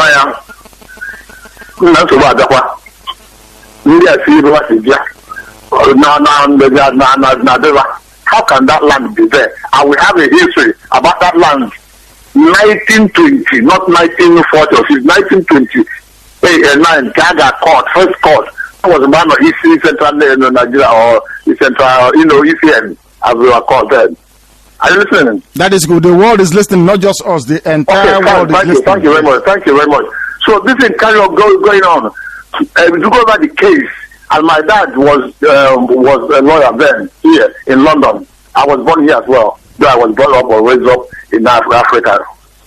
Now that's what it keep going on. Governor B, the Jonathan Javier commissioner, that thing. Is the question of that their commissioner before 2 days into what? Now the land belongs to them, blah blah blah. Never got back to the history. What deliver for another? What deliver the paper? Governor ended this land to Nigerians, and it was belonged to Biafra then. But I carry no message in the job of 1970 or whatever. The autopsy of the people not to get away game reserve and all that about animals. We gave it to them, ordinary the paper, referred to them, court section number, blah blah. I can send it to you tomorrow or next. Please, if you hold on a second, send those documents to contact at Radio Biafra. You get all our details on the website. Yes, go ahead. I will even tell you some of the newspaper you will go today. They've sent a lot of army now in the area with their guns. It's still on the paper as I speak to you today. Call it maybe 12 hours. And Tito came back yesterday from America about Chinua Achebe's movement. So he went there to prepare, help some of the people to bring the man, got him back. Now, what I'm saying or what I'm trying to say is, he will, like agrarians, I'm an agrarian for them. But when it comes to a level, every guy forget their mother, forget their car, also have land. Or now in a space you want to move to 10 feet. In a because like 5 inches or 5 whatever, or even 2 inches. Normal, but you see a mokuya. Over you're in danger. So I think now to go to that corner. Now, 5 feet or whatever, no, 4 inches came. And if you look at it the way it is, if all Igbos can come back or should come back, no matter, there are ways we can accommodate ourselves. I was raised up in Imo. I can speak Imo fluently now. Imo, when I'm talking about Imo is not Abba. No, I go down right in that word. So when you are an Igbo man, Igbo, yeah, I can't crazy. I am Kaguba, you will, but I was wrong. You had a Mariam, Makalano, I had a Mariam. You are grounded, and we have taken on board what you said, but please remain on the line and keep listening because we want to touch upon this issue. We have been waiting for some confirmation to come through regarding this very case. You know that Aguleri has been attacked by Igala people. Yes, it has been attacked by Igala people. Where they found oil has been taken over by Igala people. They said it belongs to them. So that we are being bombed in Kanu. Our politicians or criminals have abandoned us. They are killing us at Ezu River. They are doing all manner of things to us. Even our piece of land, ordinary Igala people have been now developed wings to also take Igbo land. What exactly is going on? Everybody is now, they are looking at this tired lion on the ground, dead. Everybody is coming to carve this lion alive. Even in West, we are alive. In Igbo land, ordinary Igala people, we have suffered. Can you believe the insult? We have suffered Hausa people. Yoruba people have ruled Nigeria. Now, people from the so-called minor, is it Niger Delta or minority or whatever they're called, is now in charge of Nigeria. Ordinary Igala, only Igala, that my village can extinguish within the twinkling of an eye, is not taking land in Igbo land. And on top of that, it's unbelievable.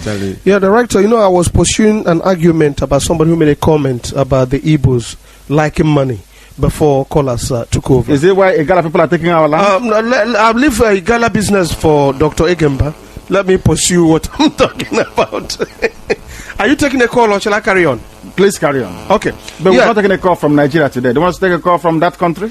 Anywhere. A call is a call. Anywhere. This is Radio Biafra. You're through to us. What is your name and where are you calling from, please?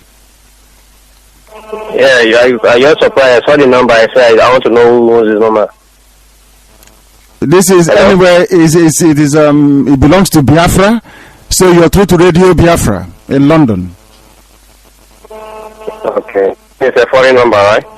Radio Biafra is in London. Thank you very much.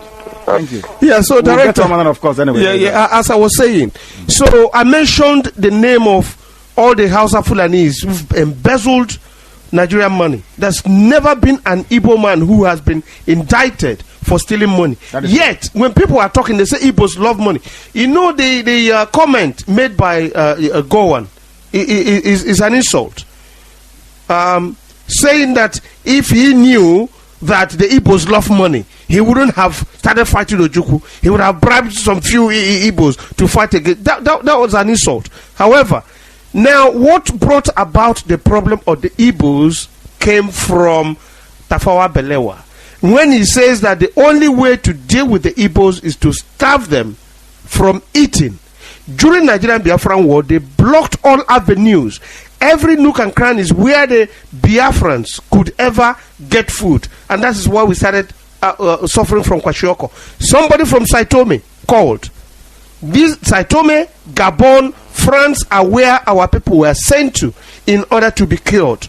So if not because of starvation, Bob Marley mentioned that when they starve you of food, your own brother became your enemy. That is why the Biafrans, the Igbos, are suffering. And that's why we are divided, because everybody on their own. Thank you, Director. Thank you very much, Barrister. I accept what you have said in totality. Not all the time do I agree with you, but I do this time. This is Radio Biafra from London. Please give us your name and where you're calling from, please. Hello? We have lost them. We have lost them. Yes. Hello? We have lost them completely. People always wait to hear their voice before they respond to what we are saying. You are welcome to please call Radio Biafra anytime and speak your mind. This is your own radio station. This is Radio Biafra. Please give us your name and where you're calling from, please. Hello, I'm calling from Senegal. I'm Ifani Projako. Yes, go ahead, Ifani. I'm very alert about Biafra. Look at my father. My father always supported Biafra. I'm crying here all Biafra in the north. They are killing all Biafra in the north. I'm crying like the Biafra people don't want to do anything. Like people don't want to do anything. Hello? We are listening to you. Please go ahead. I don't want to get it. And that my father is dead. I wish my father is alive to. He's so angry that even his line have realized and cut off. That is how serious it is. Let's take this call. This is Radio Biafra. What is your name and where are you calling from, please? Yes, can you hear me? Yes, very well. Please, what is your name? Hello. Yes, what is your name? Yes, my name is Austin. I'm calling you from Biafra. Good man. Go ahead. From Abia State. Go ahead. The world is listening. Yes, I'm calling from Abuja in Nigeria, but I'm from Abia State. Wonderful. That's okay. Yes, I like what you guys are doing, but all you have to do is to facilitate this talk people have embarked on. They have finished us here in Nigeria. If you get to know the way they are killing us, there is nothing to talk about. They have finished all Igbos in this country. We have to do something. Everybody, the lamentation continues, Doctor. Do you know what? Let me sound a little bit uncompromising here. If they want to, if they are killing us, this is just the beginning. I'm sorry to say it. More is coming. This is just the beginning. Because they have killed before, nobody said anything. They killed yesterday, nobody said anything. They killed today, nobody said anything. Even Egala is they coming kill to tomorrow. Where is the guarantee that somebody will say something? Now they are gradually encroaching, using small communities, tiny communities who don't supposed to exist, and they are using them to test the water of the unity, the resolve of Igbo people. Igala fighting Aguleri. fighting Anambra State. Incredible. What they are saying in fact is that, what can you do? What did you do when you killed us the other day? What did you do when we killed you yesterday? What did you do when we killed you today? So, it's what are you going to do tomorrow? And we kill you. Absolutely terrible. This is unacceptable. How a Gala people can be coming to take Igbo land is just beyond. It's like I'm in a dream. It's unbelievable. You better stand up to reality. This is Radio Biafra from London. Your name and where you're calling from, please. Yeah. I've called before. Because we have other people queuing on Skype that want to talk to us. Please go ahead and make it very brief. Yeah. What I have to contribute now is all those people that pretend they're not, they always saying that we must do something to them. What are they doing there? What they are looking for that place? They have to come back home first. That's my contribution to them. Any of our brothers that continue saying the not to us now that all these things are happening. That person is there on his own or her own. That's the contribution for that one. Then I thank the management because last Sunday I was listening what the way he talked. And I'm very happy because many people are saying that self-defense make we bring maturity. Many other things to that ourselves or to protect ourselves, these that. But instead of it, when somebody push you the person already, you want to war, and if you have any plan on the ground, or you already pass all these things automatically. And the way Adam press because of that that will be the main thing because the way it's functioning now is because of we use the truth. The truth is the ground of the I think we may have lost him and his line wasn't very stable at all. What he's saying is that truth is important. If we have to accomplish Biafra, we must be honest people. We must be truthful people. That is one thing that a lot of people seem to have forgotten. If our ancestors inherited, sustained, and developed our land based on the truth, we're not going to abandon that.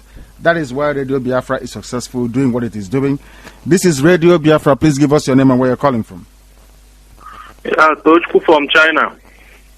Yeah, go ahead, please. Go ahead. Yeah, what I was saying before is that the case in court, I think Nigeria is not taking us serious on that case. Nigeria is not appearing in court. That means they are not taking us serious. We have to do something. Maybe all human rights members all over the world have to organize for rally so that the whole world will hear our voice, and we have to move to international court so that Nigeria will take us serious. That's what I have to say now. Thank you very much. And we have a caller on Skype. Is Prince Chris there? You're through to Radio Biafra via Skype. Are you there? Yeah. Yes, please raise your voice. The world is listening. Raise your voice. Go ahead. Okay, good evening. Good evening. My brothers. Hello? Can't you hear us? Turn your radio down. You cannot listen to radio and speak at the same time. As Pastor Mazi will say, it's like eating chewing gum and dancing is not possible. Please, can you turn your radio down and listen to us through Skype, please, if you may? Yes, I have done that. Go ahead. Yeah. The line is not going through at all. Skype is this is Radio Biafra. Give us your name. You're through to us via the phone. What is your name and where are you calling from, please? Hello? Yes, what is your name and where are you calling from? Yeah, turn your radio down. You cannot.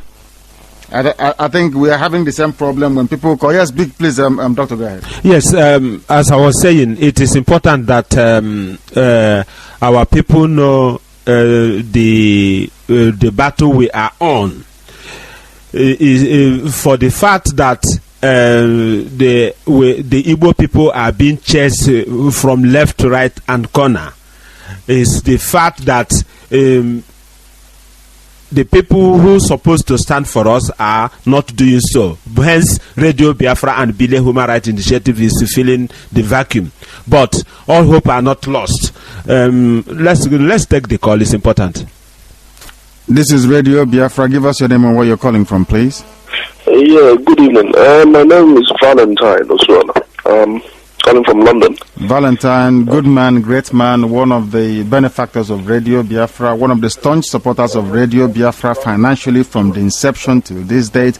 We welcome you to this program. Go ahead, the world is listening. Yeah, well, I've been listening. Thank you once again. I'd like to thank all the members of Radio Biafra for the wonderful feat of going to Sydney, Australia, and transmitting from there. It was really lovely. That went well. Thank you. So you guys have done well. I'm really very proud of you all. I just want to say again that regarding what has been happening, I think we should stay focused and have our eyes on the ball. Whatever the plans we have, we should follow them. You know, we should act like people who know. We've stayed about 50 years or more inside this entity, so we know who we are dealing with. We know how they move. We know what for them is important. We know how they plan, if they ever plan at all. So we should deal with them as people we know. We know them very well. What we should do is to our plans. We follow our plans and make sure we follow them to the letter. At some time, very tact. We would tact, because there will be some of our people that would be doubting. A lot of things have happened in the past, but as long as we keep having members, people coming in and with people spreading the news about what Billy is doing, about what Radio Biafra represents, the court is a reality. They can see it, they can follow it. So it's important that we stick to our plans, irrespective of how they might try to frustrate us.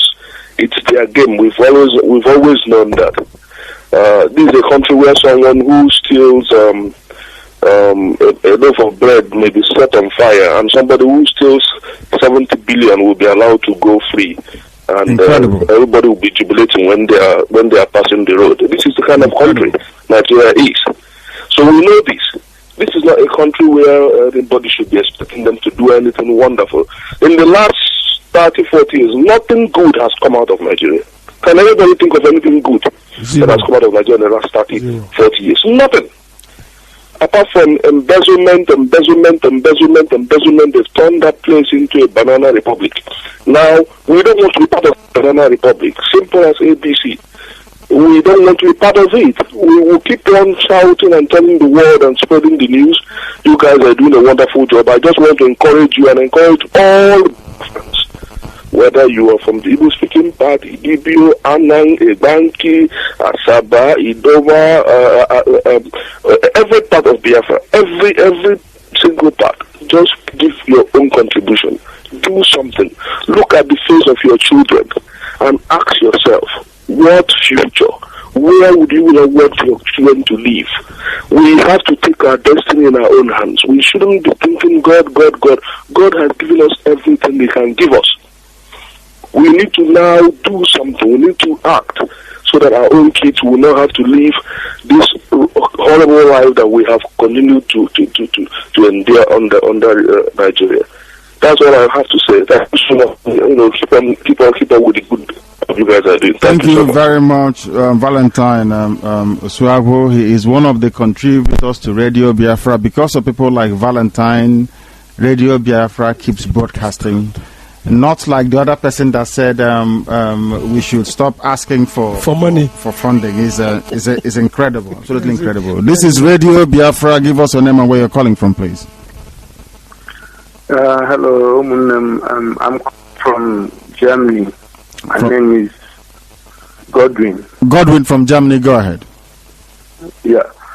I have to say this, that I'm not surprised that the Nigerian government did not attend the court case that the Biafran people are having. You know, this is the way they normally do their things. In fact, I myself, I never expect them to come because I know they will not come. They are criminals.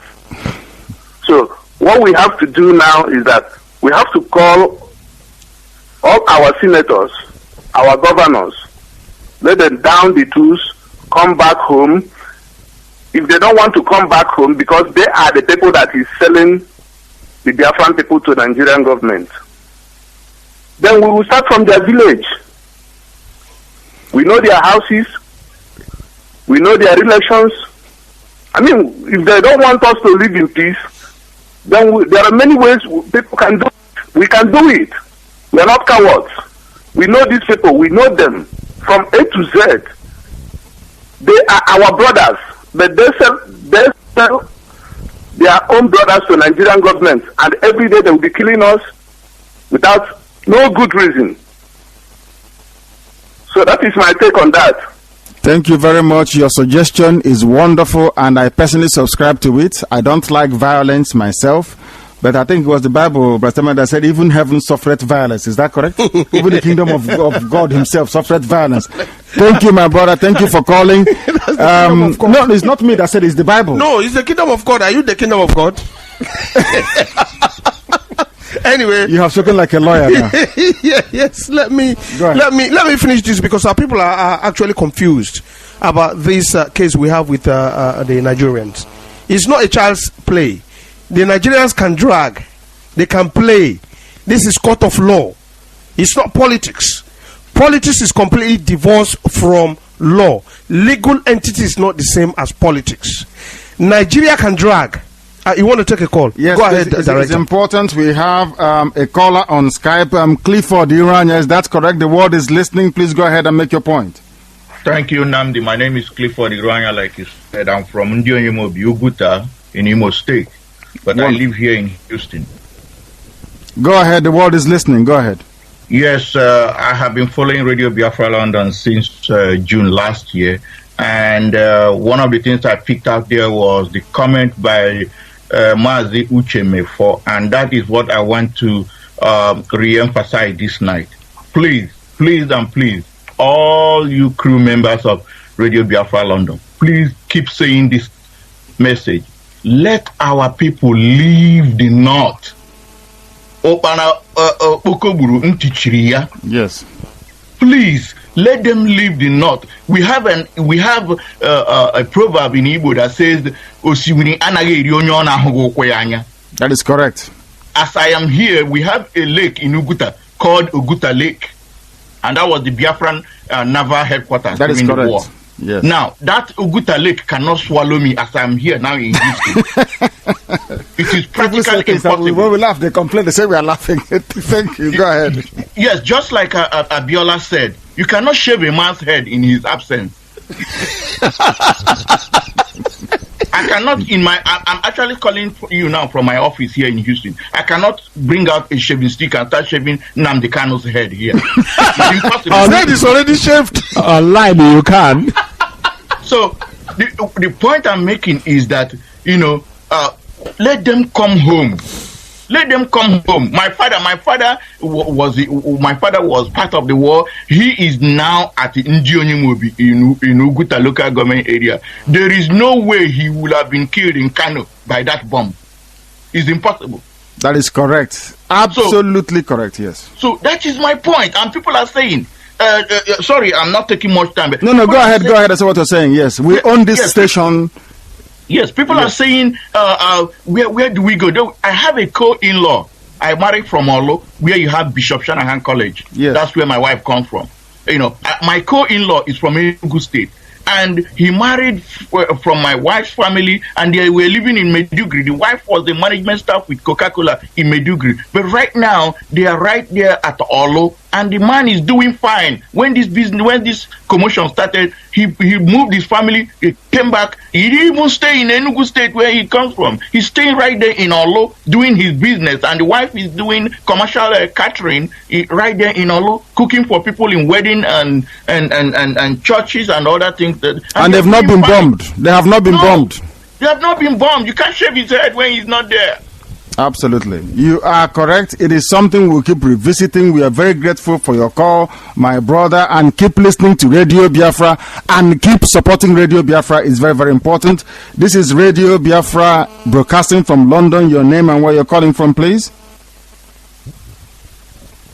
Hello? They're not saying anything. This is Radio Biafra. We have a very important personality in the studio, because this is the home of Biafran people. If you come into the studios of Radio Biafra to pay us homage, we will acknowledge you. Let us start by asking you, please, to tell our listeners all over the world, over 2 million people listening to Radio Biafra right now, your name, please, and where you come from. Hello, everybody. I'm Engineer Evans Mezu, and I come from Orata, Owerri, Imo State. Okay, you're the brother to Barrister Mezu. You're the brother to Barrister Imam Mezu. You're the brother to Barrister Imam Mezu. You're the brother to Barrister. That is wonderful. It is good we have you in the studio. It's good we have you in the studio. Thank you very much. What is your thinking about what you have heard so far, both from the callers and what we've been deliberating upon here? It's a very good idea, and a lot of contributors have made giving us important information and support. It's very wise, especially the ones telling our people that are in the north. Nobody stays where they are being killed. Although I can sympathize that where people are born, they normally take it as their place, but at the same time, where segregation kicks in, you better look for where safety is, and that's by going back to the east. That is correct. But your brother is a die-hard Biafran. He is committed into Biafra. You are an engineer. He's a lawyer. He's using his skills to serve his people. I think it's in the Bible that whatever skill you have, use it to serve your people. You are an engineer. Yes, right. If you're called upon to serve your people, and you're a very good engineer at that, here in the United Kingdom, if you're called upon to serve your people, will you do so? Without pleasure. Wonderful. That is what we want to hear. And Doctor, the same goes for you. So, you've been doing that for God knows. Well, I have already succumbed. So Biafra, use me the way you like. Now, can I say something about this and not say this? What I want to say, and some of us in Radio Biafra here are of the same opinion. Some can have different opinion. Our brothers in the north, if you feel uncomfortable, not so safe, please come back home. If you feel your family is threatened, you are not comfortable, come back home. But if you think that north is where you are born and that's where you are going to die, that's where you are going to die, that is your choice, and we will respect that. Thank you very much. This is Radio Biafra from London. Do we have Mazi on Skype? Is that correct? Hello? Hello. Yeah, is that Mazi? Is that you, the footballer, or you're different? Your name says Chiboy Mazi. Are you a footballer? No, I'm not a footballer. I'm here. I'm calling from Italy. Go ahead. The world is listening. Please lower your radio.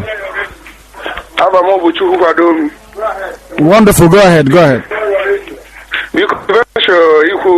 This Biafra, yes. Because unu jisini ike na evunu na eme. Thank you. Na since njue nova maka Biafra. Nwanne since no Nigeria mo anubero.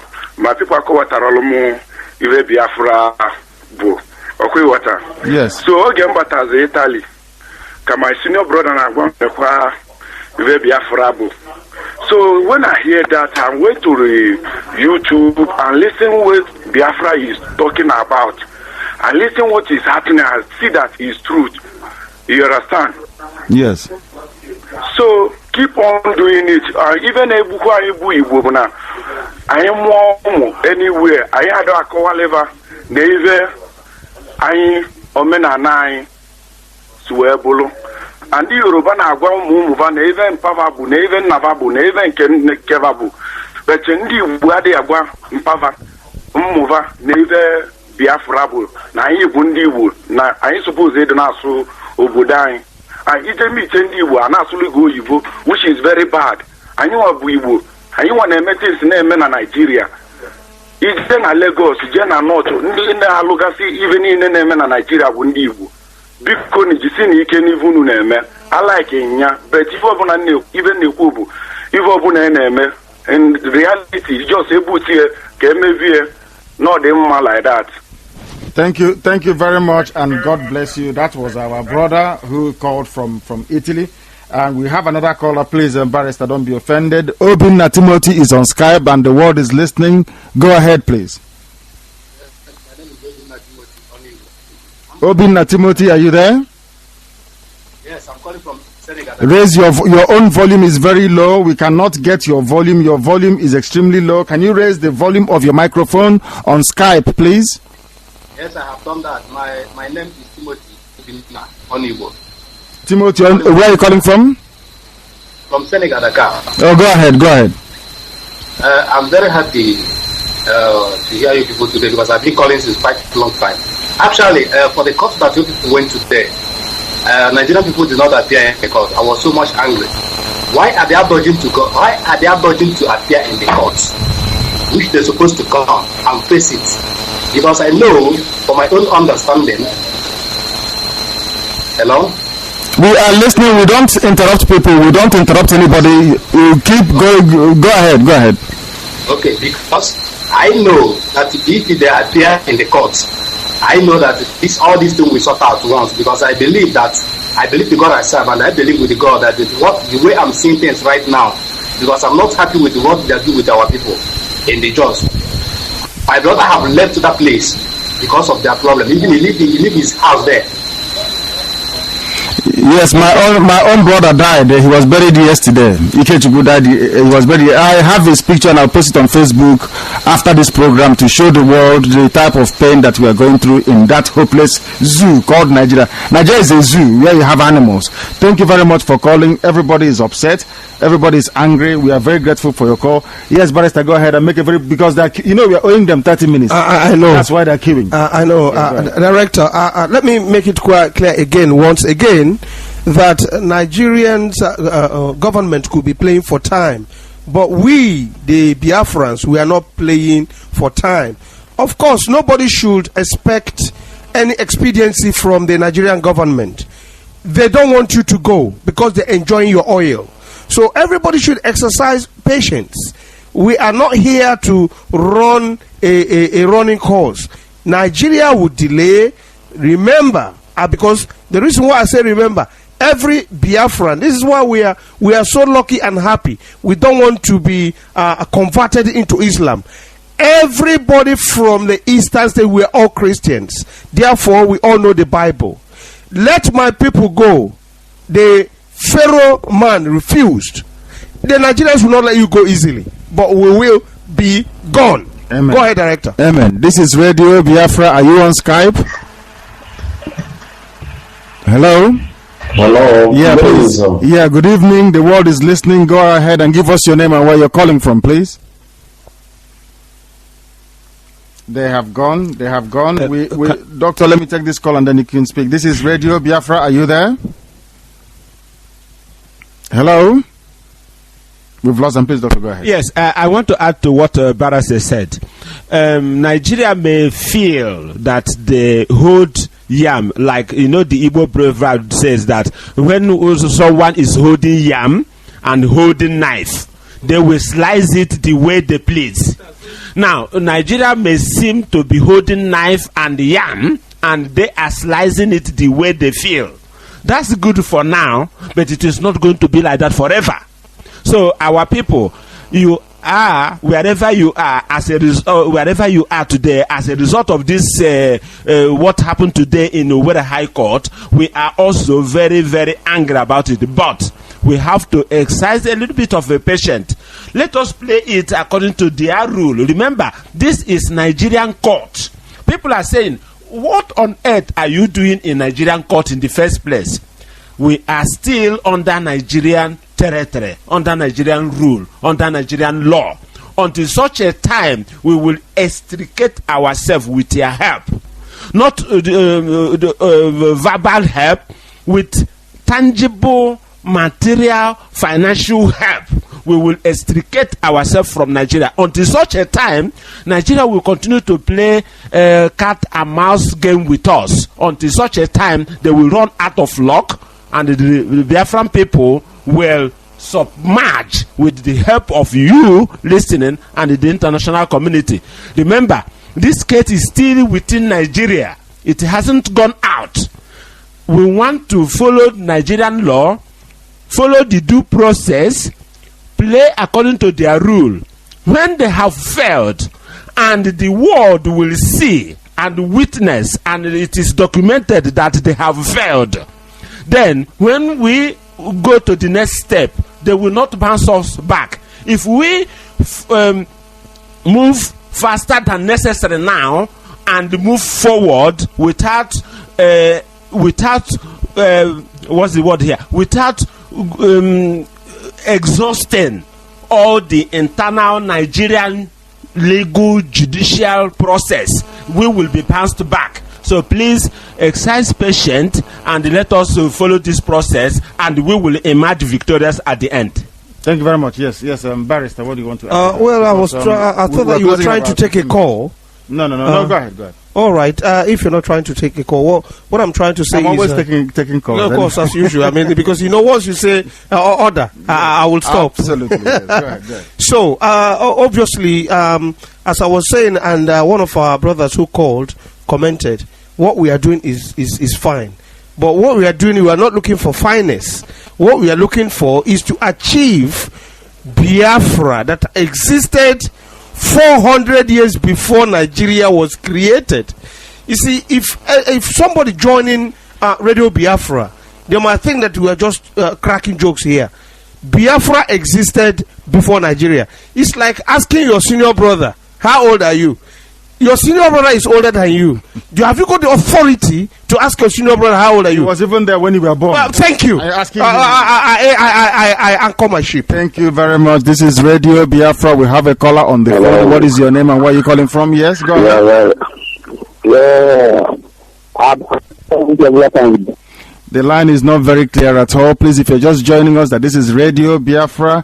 We are broadcasting from London on this day, Thursday the 28th of March in the year of our Lord 2013. We have are you all professional? You're a barrister, he's an engineer. Do you have medical doctor as well? We do. Everything is in the household.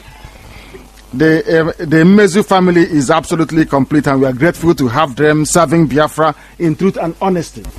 This is Radio Biafra from London. Your name and where you're calling from, please. I'm calling from Senegal. Yes, go ahead and make your point very brief because we are about to close. Yes, go ahead. Yeah, I'm na-eji Igbo ekwuke ma ana m ekwu na ndị Igbo ekwuge na North obi adịghị m mma ihe. Ndị Igbo ekwuge ndị Hausa ekwuge na North obi adịghị m mma. And that was my person dị ndụ. Ọ kọrọ m ịgbọta Biafra. Ama m ebu Biafra na Ishibushi ama. Yeah, ebu Biafra na Ishibushi ama. And you don't want to something to share at the apple. And we come back to Nigeria, and we organize youth, that wife or not, all of them, because therefore it's a great people. How can Hausa people be giving us Igbos and giving us people? He gets upset so much that anytime people get so upset, the line cuts off by itself. People must know it is not us cutting off the line here. The line goes. I think it can read people's anger in the voice, and then it goes off. We are very grateful to everybody that called Radio Biafra this evening. Engineer Mezu, Evans Mezu. Is it Mezu? Are you? He's older than you. Yeah. Are you telling him his name? Exactly. He's here to speak for himself. You don't tell him his name. Because I have to speak Igbo this time. Yeah, you see what we are saying about radio. The joy of Radio Biafra is that although the language police himself is here, who is Barrister Mezu, the brother has come in, Evans Mezu, saying he's going to speak in Igbo language. Please go ahead. The word is listening. I would like to speak in Igbo. I beg to differ. Biko nwanna m ahụ kwuru okwu last time ahụga m iwe gị kpọọ ha and ọ gaghara mma ma eji iwe so ha emegani because arịghara ije nta egbu anụ ama aha ya anyị eluzuola Ojukwu and inwe ehu onye rịkpa ahụ again ọ gara ahụ somehow chọkwara mkpanụ ga-eji plead ụmụ Igbo nwe wetu aka ugwu Awụsa ada ụmụ Igbo withdraw ugwu Awụsa ala ebe ahụ ada. Ọ bụ eziokwu ka ekwuru, biko enwere iwe ka ị were ozi a. I'm not speaking Igbo. Say, this is Radio Biafra. Give us your name and where you're calling from, please. This is Eina calling from Scotland. Eina from Scotland, go ahead. Yes. I've called on various occasions. Yes. This particular incident about the killings of Igbo, the latest one in Kanu. Yes. I think that is the straw that broke the camel's back. Yes. We are educated. There are some things you can't come on the radio and start saying. Yes. For peace and unity. And also, you've got to obey the law of the land. There are things you say over the phone now, and it's going to be said that you're like encouraging, violence and things like that. Anarchy, yes. Brother, it is. I think that was the camel. That was the straw that broke the camel's back. The first people that we will hold responsible when, at the fullness of time, will be our governors, our senators, and our House of Rep members. Those are the people that we are going to hold responsible at the end of the day. They are all a bunch of disappointments. I said it in this program that for us to develop Igbo land and to make this Biafra dream come true, the governors should have started working by now. Anytime anything comes up that will bring Igbos together, selfish interest will always not start. Look at Abga, for instance. I mean, there are other examples you could bring up here, but at the end of the day, I pray that one day, one of those people in power will get affected with this incident. I'm not praying for any other bombing, but maybe it's because it has not touched their mother, their father, their brother, their sisters yet. They're all sitting down in Abuja, eating the national cake. So that is all I have to say now. I cannot, like I said, be an advocate of violence. I know the law, especially the law of this country. But like I said, this is the straw that broke the camel's back. May God help us all. Amen. Amen. Thank you very much. Yes, Doctor. Go ahead. Yes, there is one silent point this brother made. He made mention of Abga and want to connect him. I want to connect what is happening in Abga to what is happening or may happen if it is allowed to happen in Biafra. Now, listen. Our listeners, those who have been following things, do you want to take a call? Yes, I do want to take this call. Okay, yes, hold he's on. been waiting on Skype for a very long time. His name is Oliver Twist. Is that correct? Yes, that is correct. Good evening. Good evening, Oliver Twist. In which I don't know the type of village in. I want some more. Oliver Twist. I want some more. Thank you very much. Go ahead. The world is listening. Yeah. Yes. So here more actually one number salary so program for some time now. But now actually I'm never so why should have a start Biafra now. Political leaders indeed one. So then our governors they have not been of any help to this Biafran cause, what are they do to their political ambitions. So the process in the lawyers in on our house in our issue, okay, what are they? So everything naga open as time goes on, but near Basara governors, I contribution somebody mentioned make a last program that we have to start our homework from home. Our governors, they are not of any help. And we even have a line and we even have a line at all. So immediately, they are already revolt against them. The masses will vote against the governors, against our political leaders. Let them rise up to the challenge of Igbo. So what have we should be behind time on our Igbo? I'm on Lugasa 12 years. What I would for India. How precisely? What ije ugwu asa oge a na-ada anọgụ oge Ojukwu gara ugwu asa na I think 2005 2005 or 2004 after I looked at riot in Ugwasa.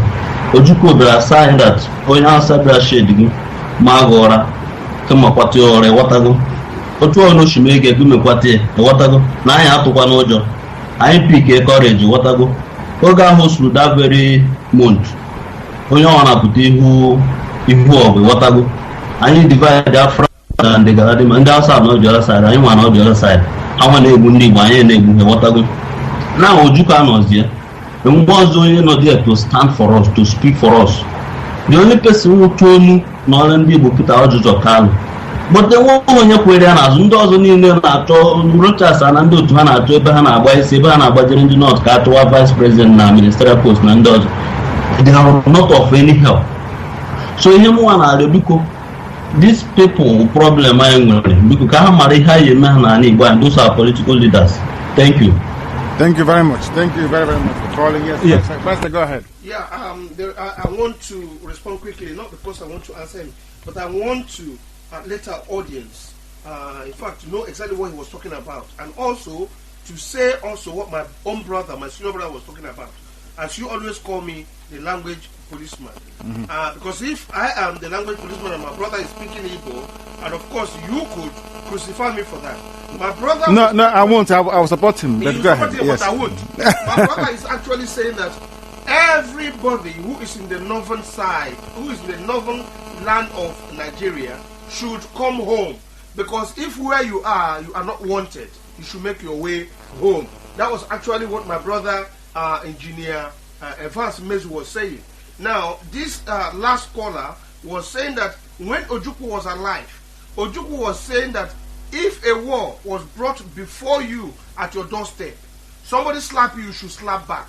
Now that Ojukwu is gone, who is there to represent the Biafra? Who will speak for us? Radio Biafra, Bilie Human Rights Initiatives are here to support you. And that's what we are talking about. We are saying that instead of fighting into fighting, we've gone for legal particular procedure. Absolutely, and it is important that we let our people know that the legal platform is the only place where Nigeria can come and they will run away, because it is based on reason, it is based on argument, and it is based on law. That is why Nigeria is running. That is why the country cannot move forward. The country can't move forward because they abhor reason, they abhor logic, they abhor the law, even the same law that they created.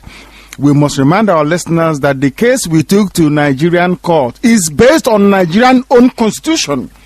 The constitution of Nigeria says that you can be free as a people if you want to, as long as you do it the right way. And that's what we're asking them to do. And they are running because they know if they come to court, other parts of the country will be able to learn something from we, the Biafran people. We have been the pace setters in that country. Absolutely. And let us ask the white man. The white man came when the white man saw the Igbo people were everywhere within a matter of years, because we are industrious, and despite all our shortcomings, our recent shortcomings, there was a man that encapsulated everything about the Igbo people, and I love him so much for it. The foremost academician, learned people. You know, I don't call anybody learned until you prove to me that you're learned. Professor Donatu Zibenwaga, who incidentally is from Umpise, one of the foremost, one of the most intelligent people God ever made. They are always from Umpise anyway. No, not at all. Not in this case. Professor Donatu Zibenwaga was a University of Nigeria and Soka, a highly learned man. He presented a Hyojoku lecture. I think that was in 1982 or 1983 during Mbakwe's regime. The paper he presented was on Igbo culture, Igbo way of life and mannerism. The man managed to persuade his audience, including myself, that what you're seeing now as traits, characteristics and attributes of Igbo people is alien to them. This is not Igbo people that you're saying. That the real character, the real reflection and attitude of an Igbo person can only come when Igbo people are free. Then you will know how they behave. You will know that Igbo people are not only courageous, that they are law-abiding, they are sensitive people, they love one another, but they have to practice that under an umbrella of Igbo law. not under any other regime. Because if you bring in an alien culture, which Nigeria is, if you bring in an alien culture into Igbo land and you decimate our finest legal system, the finest legal system known to man, people sometimes they wonder, they ask us, why are you so proud of this thing? You are crazy about Biafra. I said, because there is nothing anybody can teach me in this world that I don't know. If you can show me any other place on this planet where people are born as Democrats, as your mom is giving birth to you, you're a Democrat. You don't have to read any book. You don't have to go to school to learn it. As you're being given birth to, you know your right to freedom of speech. You must make your voice heard. That is what distinguishes us from any other race. And I make no apologies for that. When I say to people that Biafra is the kingdom of heaven, and in fact, somebody was trying to pinpoint the fact that it was in Biafra land that the tectonic plate of South America started to shift, that Africa is the only continent never to shift on its axis. So, you know, South America broke away from Africa and drifted. Asia broke away and drifted. Australia broke away from Madagascar and drifted. Europe broke away and Mediterranean and shifted. Africa has remained. Do you want us? Unshakable. Do you want us to go to the deep part of it? Go ahead. Go ahead. There's no caller. There are callers. What we are trying to tell them is that in the bite of Biafra itself, if you measure from the bite of Biafra to the east and to the west, you will get a complete circumference of the world. People don't realize that.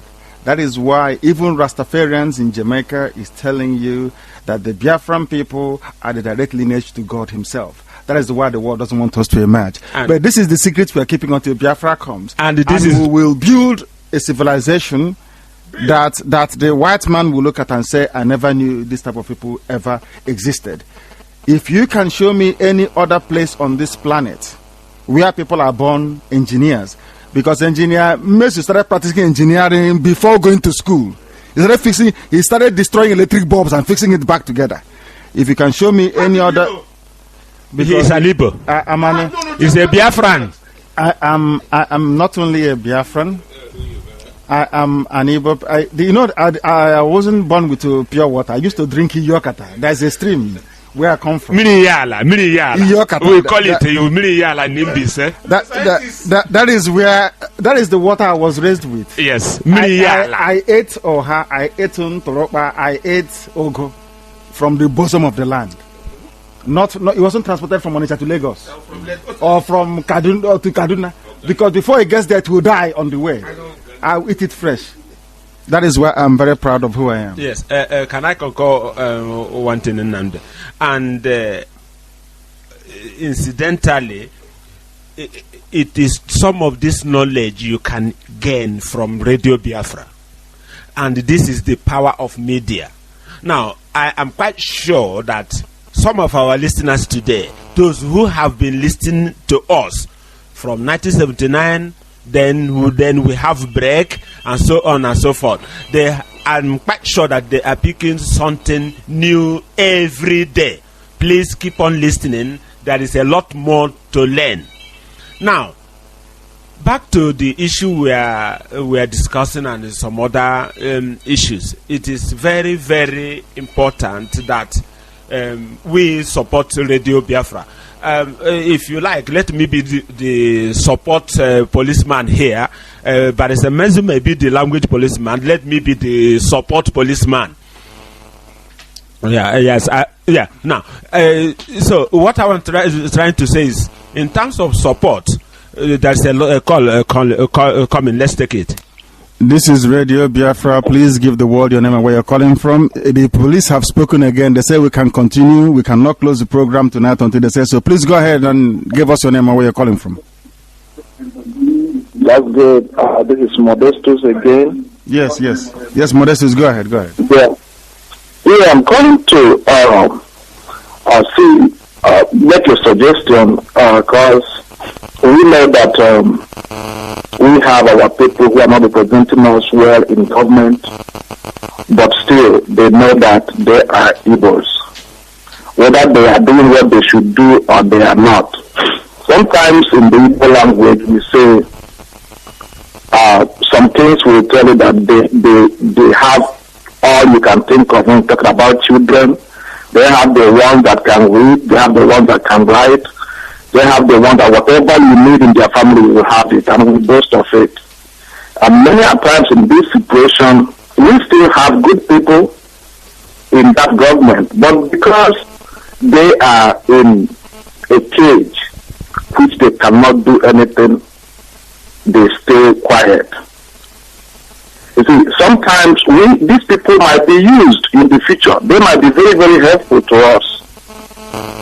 So we can just go about, lamenting much about them and probably calling them names and all that, and then possibly not get those support, or we may have succeeded in leaving out some people that would have as well been good in the pursuit of what we are doing today. Sometimes now, Ezife was in the government before now. If it was the time he was in the government, probably he wouldn't be telling the government today. If it were that time, he wouldn't be telling the government to arm the Igbos. So by tomorrow, they will as well be out of government and all that. And I want to make it clear that even the people of Niger Delta, and who as well, some of them as well, Biafrans, are not, enjoying Nigeria. They are all dead on temporary purposes. They will just be out of there before long or something. But what I'm saying is that we can as well protect our own, not though that we will be, when I say protecting our own, I mean not washing our linen in the public. While we are still pressurized, apart from being vocal on radio and all that, we can as well have some of that who can be pressing these people.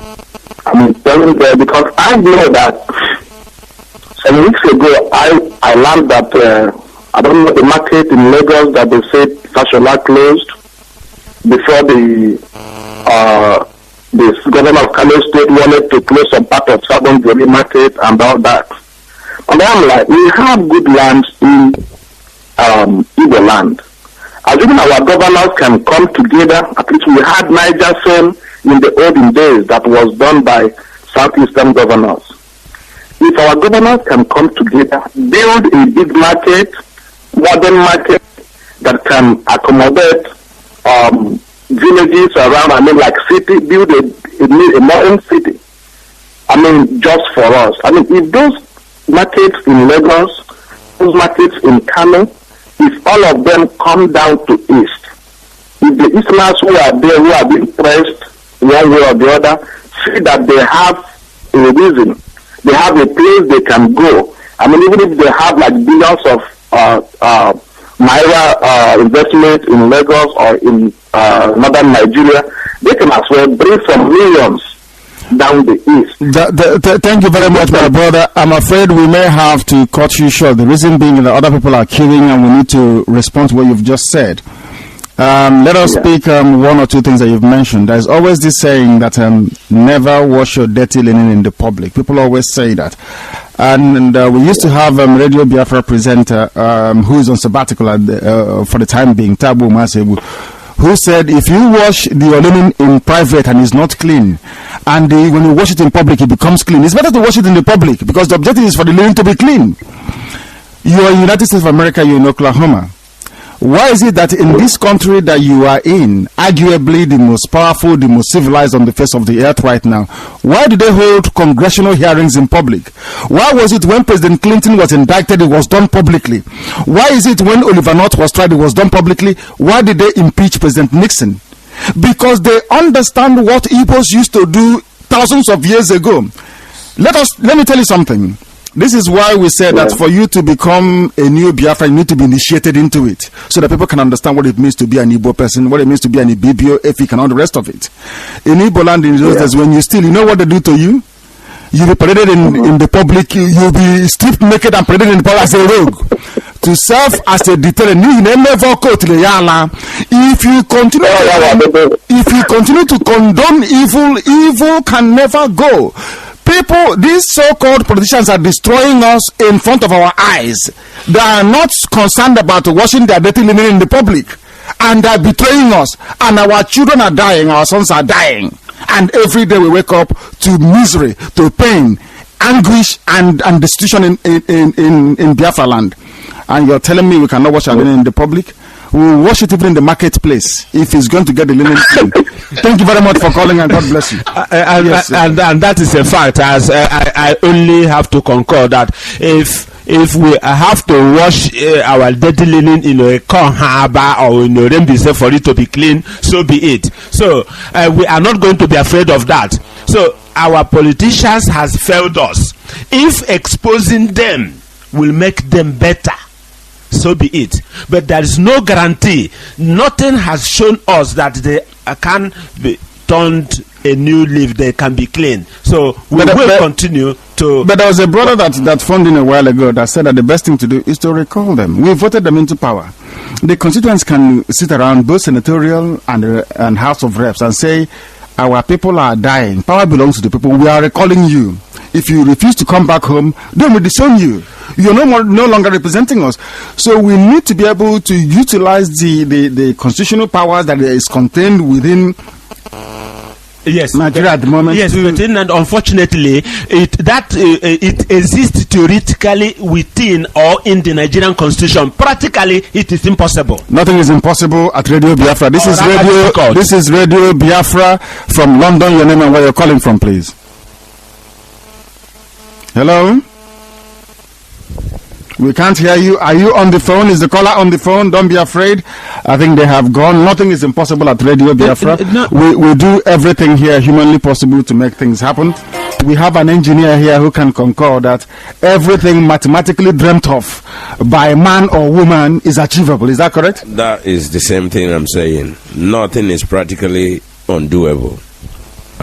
What you are saying, I am not a lawyer, but I'm a human being that has some sympathy for your governors, the way you are looking at it. They probably don't have the bone to declare that they are Biafrans. Otherwise, they will lose their job. That's the problem. They don't have that bone. So what I think is we have to actually call them and probably sanction their own opinion on this, and they won't come public like you and me talking it. They won't come public. That is why we are different, and that is where we are. We have somebody on the line. Your name is Niger NN. What does that mean? Hello. Hello. I can hear you. Can you hear me? Yes. What is your real name and where are you based, please? My name is Ekene. I'm calling from Nigeria. Go ahead, Ekene from Nigeria. Go ahead. Yes. Good evening, Radio Biafran team. Good evening. We are happy with what you people are doing, and I'm quite angry with some of the things I've been observing. Since the last comment I made, I discovered that it is like there's deliberate ignore to my Skype calls. I don't know whether it's because I have a dissenting view. Not at all. I will welcome every view because we are Biafrans. I will speak this in Igbo at the chagrin of the police here. There is a saying where we come from. It means that every view counts. Good, bad, indifferent. We welcome it here because you can only make us better. We have over 1,000 people on Skype waiting. Please go ahead. Okay. If you're chosen, then that means you're very lucky. Go ahead, please. Okay, thank you very much. I appreciate this time. Actually, I want to say that Radio Biafra is getting better every day, getting greater viewers around the world, getting greater attention, and we are disseminating information to our people who do not know about this before, and a lot of other people are calling it. Is good. And I'm suggesting that we need to play some good politics here in Biafran land, at home. Of great destiny to me is the issue of Calabar people. I understand that Calabar people, we are very much in support of Biafra during the war. General Effiong, I learned, was the person that handed over Biafra to Obasanjo. And over the time, it's like these people have been abandoned. And I can tell you, they are suffering the same fate we are suffering in the present day Nigeria. And their own case is worse, because if you look now, the people of former Niger Delta people, they don't consider them as one of them.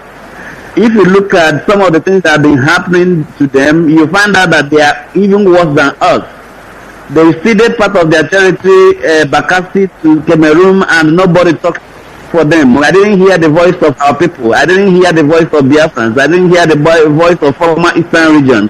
It was very painful to me to observe that happen. And you look at the East-West Road. The East-West Road was one of the plans of the Nigerians to cut off Biafra from Niger Delta. It was the first design they did to cut off Igbos in particular, or the people that are clamoring for Biafra, which is majorly Igbos and Calabar people from Nigeria. And we found out that the East-West Road terminates in Akwa Ibom. It doesn't get to, for the design, it doesn't get to Calabar.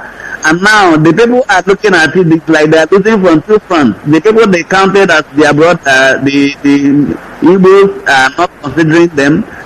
And the people that are in their minority too don't look at them as a part of them. I'm looking at this issue. I think Radio Nigeria should look for a way to physically address this, get them involved. They are far, far more closer to us than any other part of South, present South.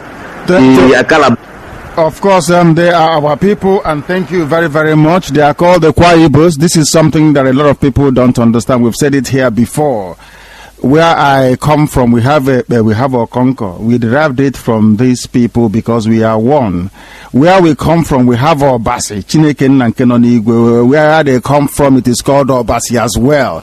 The next village after Ariamosaka, which is the last town in Abia State, is Okoro Obasi. It is spelled I-K-O. It is not Ekot. It's Okoro. They call it. If you go there, they will say it's Okoro Obasi. What does Okoro mean in Igbo land? You see, we are the same people. We had a caller call a while ago to say that before you go to Arochukwu, you will sweep his father's compound because we are one people.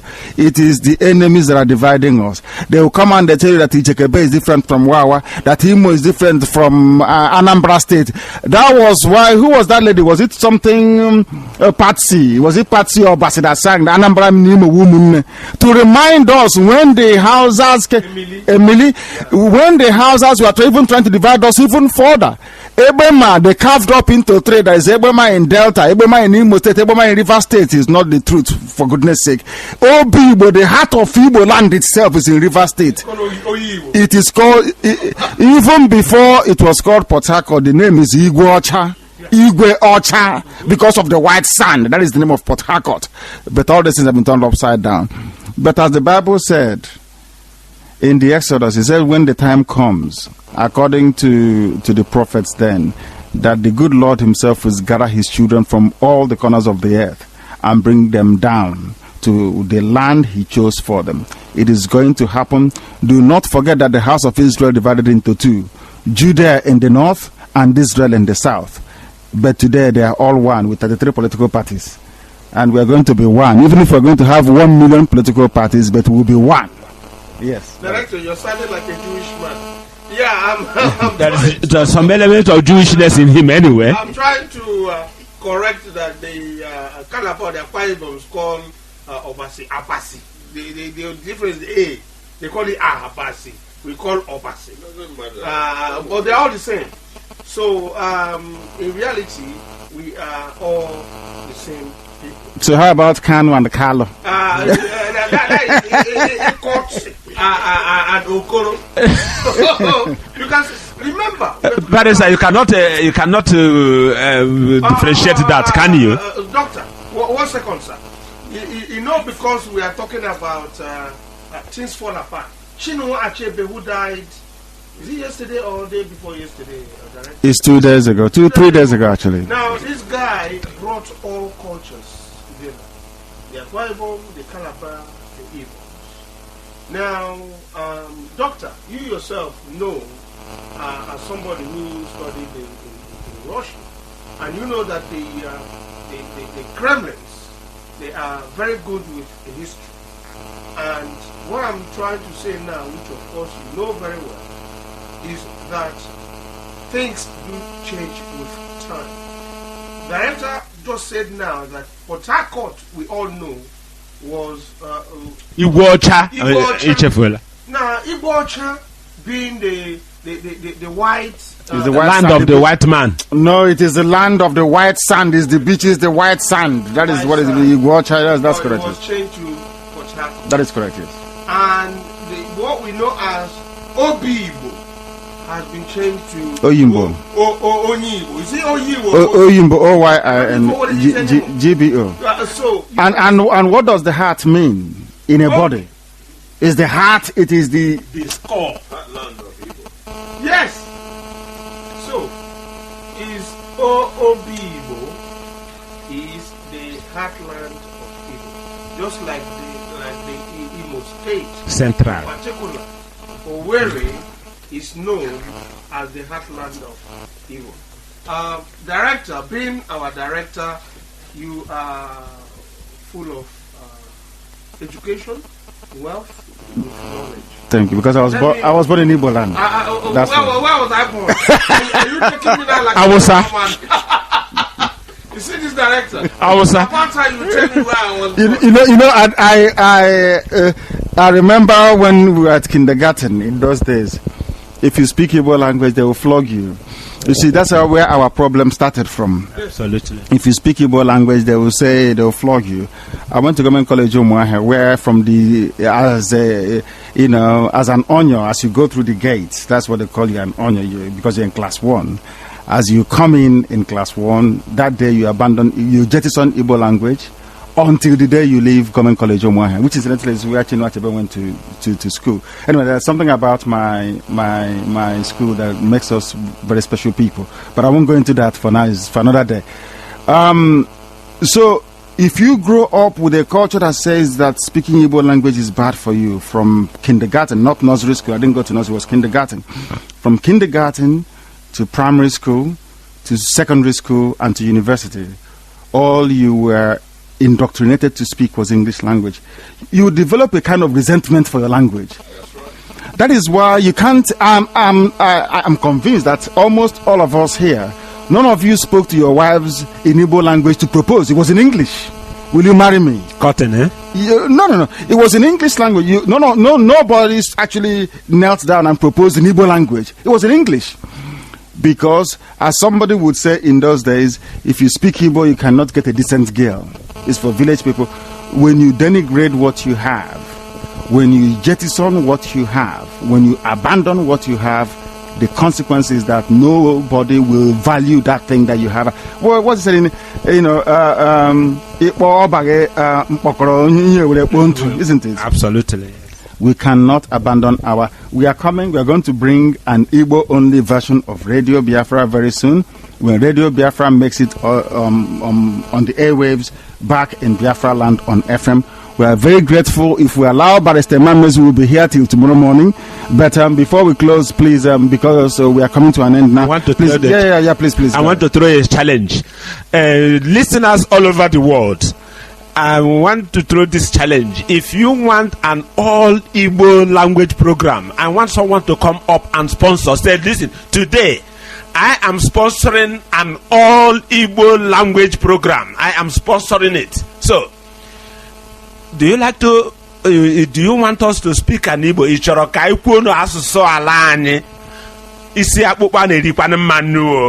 So I have been asked to be brief, but having said that, we need support. Regardless of the fact that someone said that we shouldn't ask for support on the air, for the fact that we do not have any government department supporting us, for the fact that we are not a PLC, a company with shareholders supporting us, for the fact that we do not have any charitable or a non-governmental organization supporting us, we have to ask you, listening to us today, if you know someone who you think that can be of help to Radio Biafra, please come forward. But you yourself, we are depending on you. Yes, I mean you listening today. I am speaking directly to you. you may think that I don't have £50 or $100 or €100, €50. No, €10, €5, €15, whatever you can contribute it. When you have done that, you have a stake in Radio Biafra. You will say, yes, this is ours, or our own, so that the editorial policy cannot be shifted by the diktat of one person who is contributing. I am giving you 1 million. Okay, do everything as I will come. So this is Radio Biafra London, the only and one and only people oriented public brokers for the Biafran people. We are depending on you, yes, you, to support, to keep Radio Biafra in the public domain. Thank you very much. Thank you very much. Thank you very much. And what do you want to remind us? Doctor, whatever they have to do to help, where to go to. That's what I wanted to remind. Okay. You. Please. Go ahead. It's to go on the web. They can go on the website, or they can email us. You can, if you don't. Some people are saying they don't have PayPal or they don't have credit card. If you go to MoneyGram, if you're in South Africa, if you go to Western Union, just write Radio Biafra on the transfer and say this is how much I'm giving to Radio Biafra. We'll receive it here. We'll be able to get it. So you can use money transfer, you can use MoneyGram, Western Union, anything you have. Just say Radio Biafra, you put London on it. It will get to us eventually. Email us, text us and say this is what you have sent to us. We'll be able to find it. Please, your closing remarks, Barrister Members. Right, my brother was just asking those who want to make contributions. If you are not sure, go to www.radiobiafralondon.com. Open up the website and you will take instructions and see what you will do. We welcome everybody, those who are sympathizing with us, I mean our friends, the Biafrans themselves, whether from Ibanke, from Akwa Ibom, from Calabar, from Idoma, from Delta. No, if you want to name them, but name them properly. You can start. Director, do that at your own time. let me name as I understood, right? So, those who want to support us, please do your very best. Director is a director. I'm not a director. I'm only a barrister. I may not follow things in sequence, but we thank you for today. And of course, we are hoping to meet you again up on Saturday. And please keep calling in. And while you call in, make your contribution. As director has already said, that we all work individually and we make our contributions in order to keep up what we are doing. The Hausas, the Northerners are supporting the Boko Harams in killing our people. But it's unfortunate that the Igbos, the Biafrans in total, are not supporting for us to keep up the good news we are bringing to you. My happiness is that a lot of people have confessed. Without Radio Biafra, they wouldn't have known that our people are dying. Without Belia human rights initiatives, they wouldn't have known that Nigeria and Biafra are in court. I'll tell you once again, as a legal personnel, that Nigeria can default, they can defer, they can slow, they can also drag. But politics is not legal.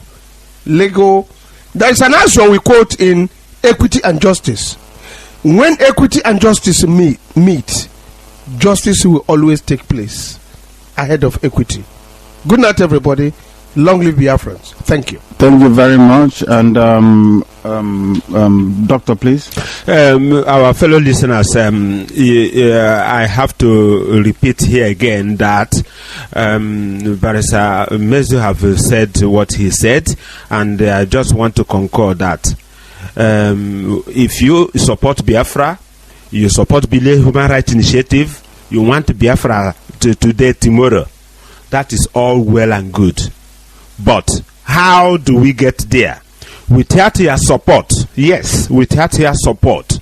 I am not tired of saying it, because I know that if we all do our bit tiny bit, not too much bit, tiny bit, we will keep Radio Biafra as a public radio broadcast, a public outfit for the Biafran people. It will not be compromised. But the alternative is keep your window might with you. Then someone will come and sponsor Radio Biafra and dictate what we will say, dictate what call we will accept. So, thank you very much for listening, and keep on listening and support Radio Biafra. Thank you very much. Thank you very much, Doctor. And following on from what Dr. Gemba have just said, my closing remark is very brief. We welcome all new listeners from all, because the joy of Radio Biafra is that we're listened to in every country, in every continent of the world, which goes to show the geographical spread of Biafran people. And as Doctor said, let us learn one very simple thing, that the countries that are doing well all around the world is countries founded on support of the people, for the people, and by the people. So if the people come out to support Radio Biafra will continue to exist for the people. It can never be compromised. It is very, very easy to compromise any institution set up to agitate for Biafra because it belongs to an individual. Radio Biafra belongs to you. If Radio Biafra collapses or stops broadcasting, or something happens to it, you are the ones to blame. You are the ones who will not benefit from it. We also wish to apologize to everyone who called and weren't able to make it. Those on the phone, those on Skype. We are working to improve our communication. We are working to improve everything that we do, so that someday we'll be able to be somewhere and everybody will be able to speak his or her mind. That Biafra is coming. It is not stopping. It is the promise of God. Every day we stay in Nigeria, we are going to die. That is guaranteed. That is one thing that is assured. The mistake of everybody that took us into Nigeria is there for all to see. Even as at this evening, the Gala people are killing Aguleri people in Anambra State and taking over the oil fields. Good night wherever you are. If there's anything about good about our plight in Nigeria, or the night, as a matter of fact, as I've been rightly corrected, wherever you are, sleep well, good night, and always go to www.radiobiafralondon.com or Radio Biafra Online, because our new website will be there for all to see in the next 2 days. Thank you. God bless you. Tell your friends about it.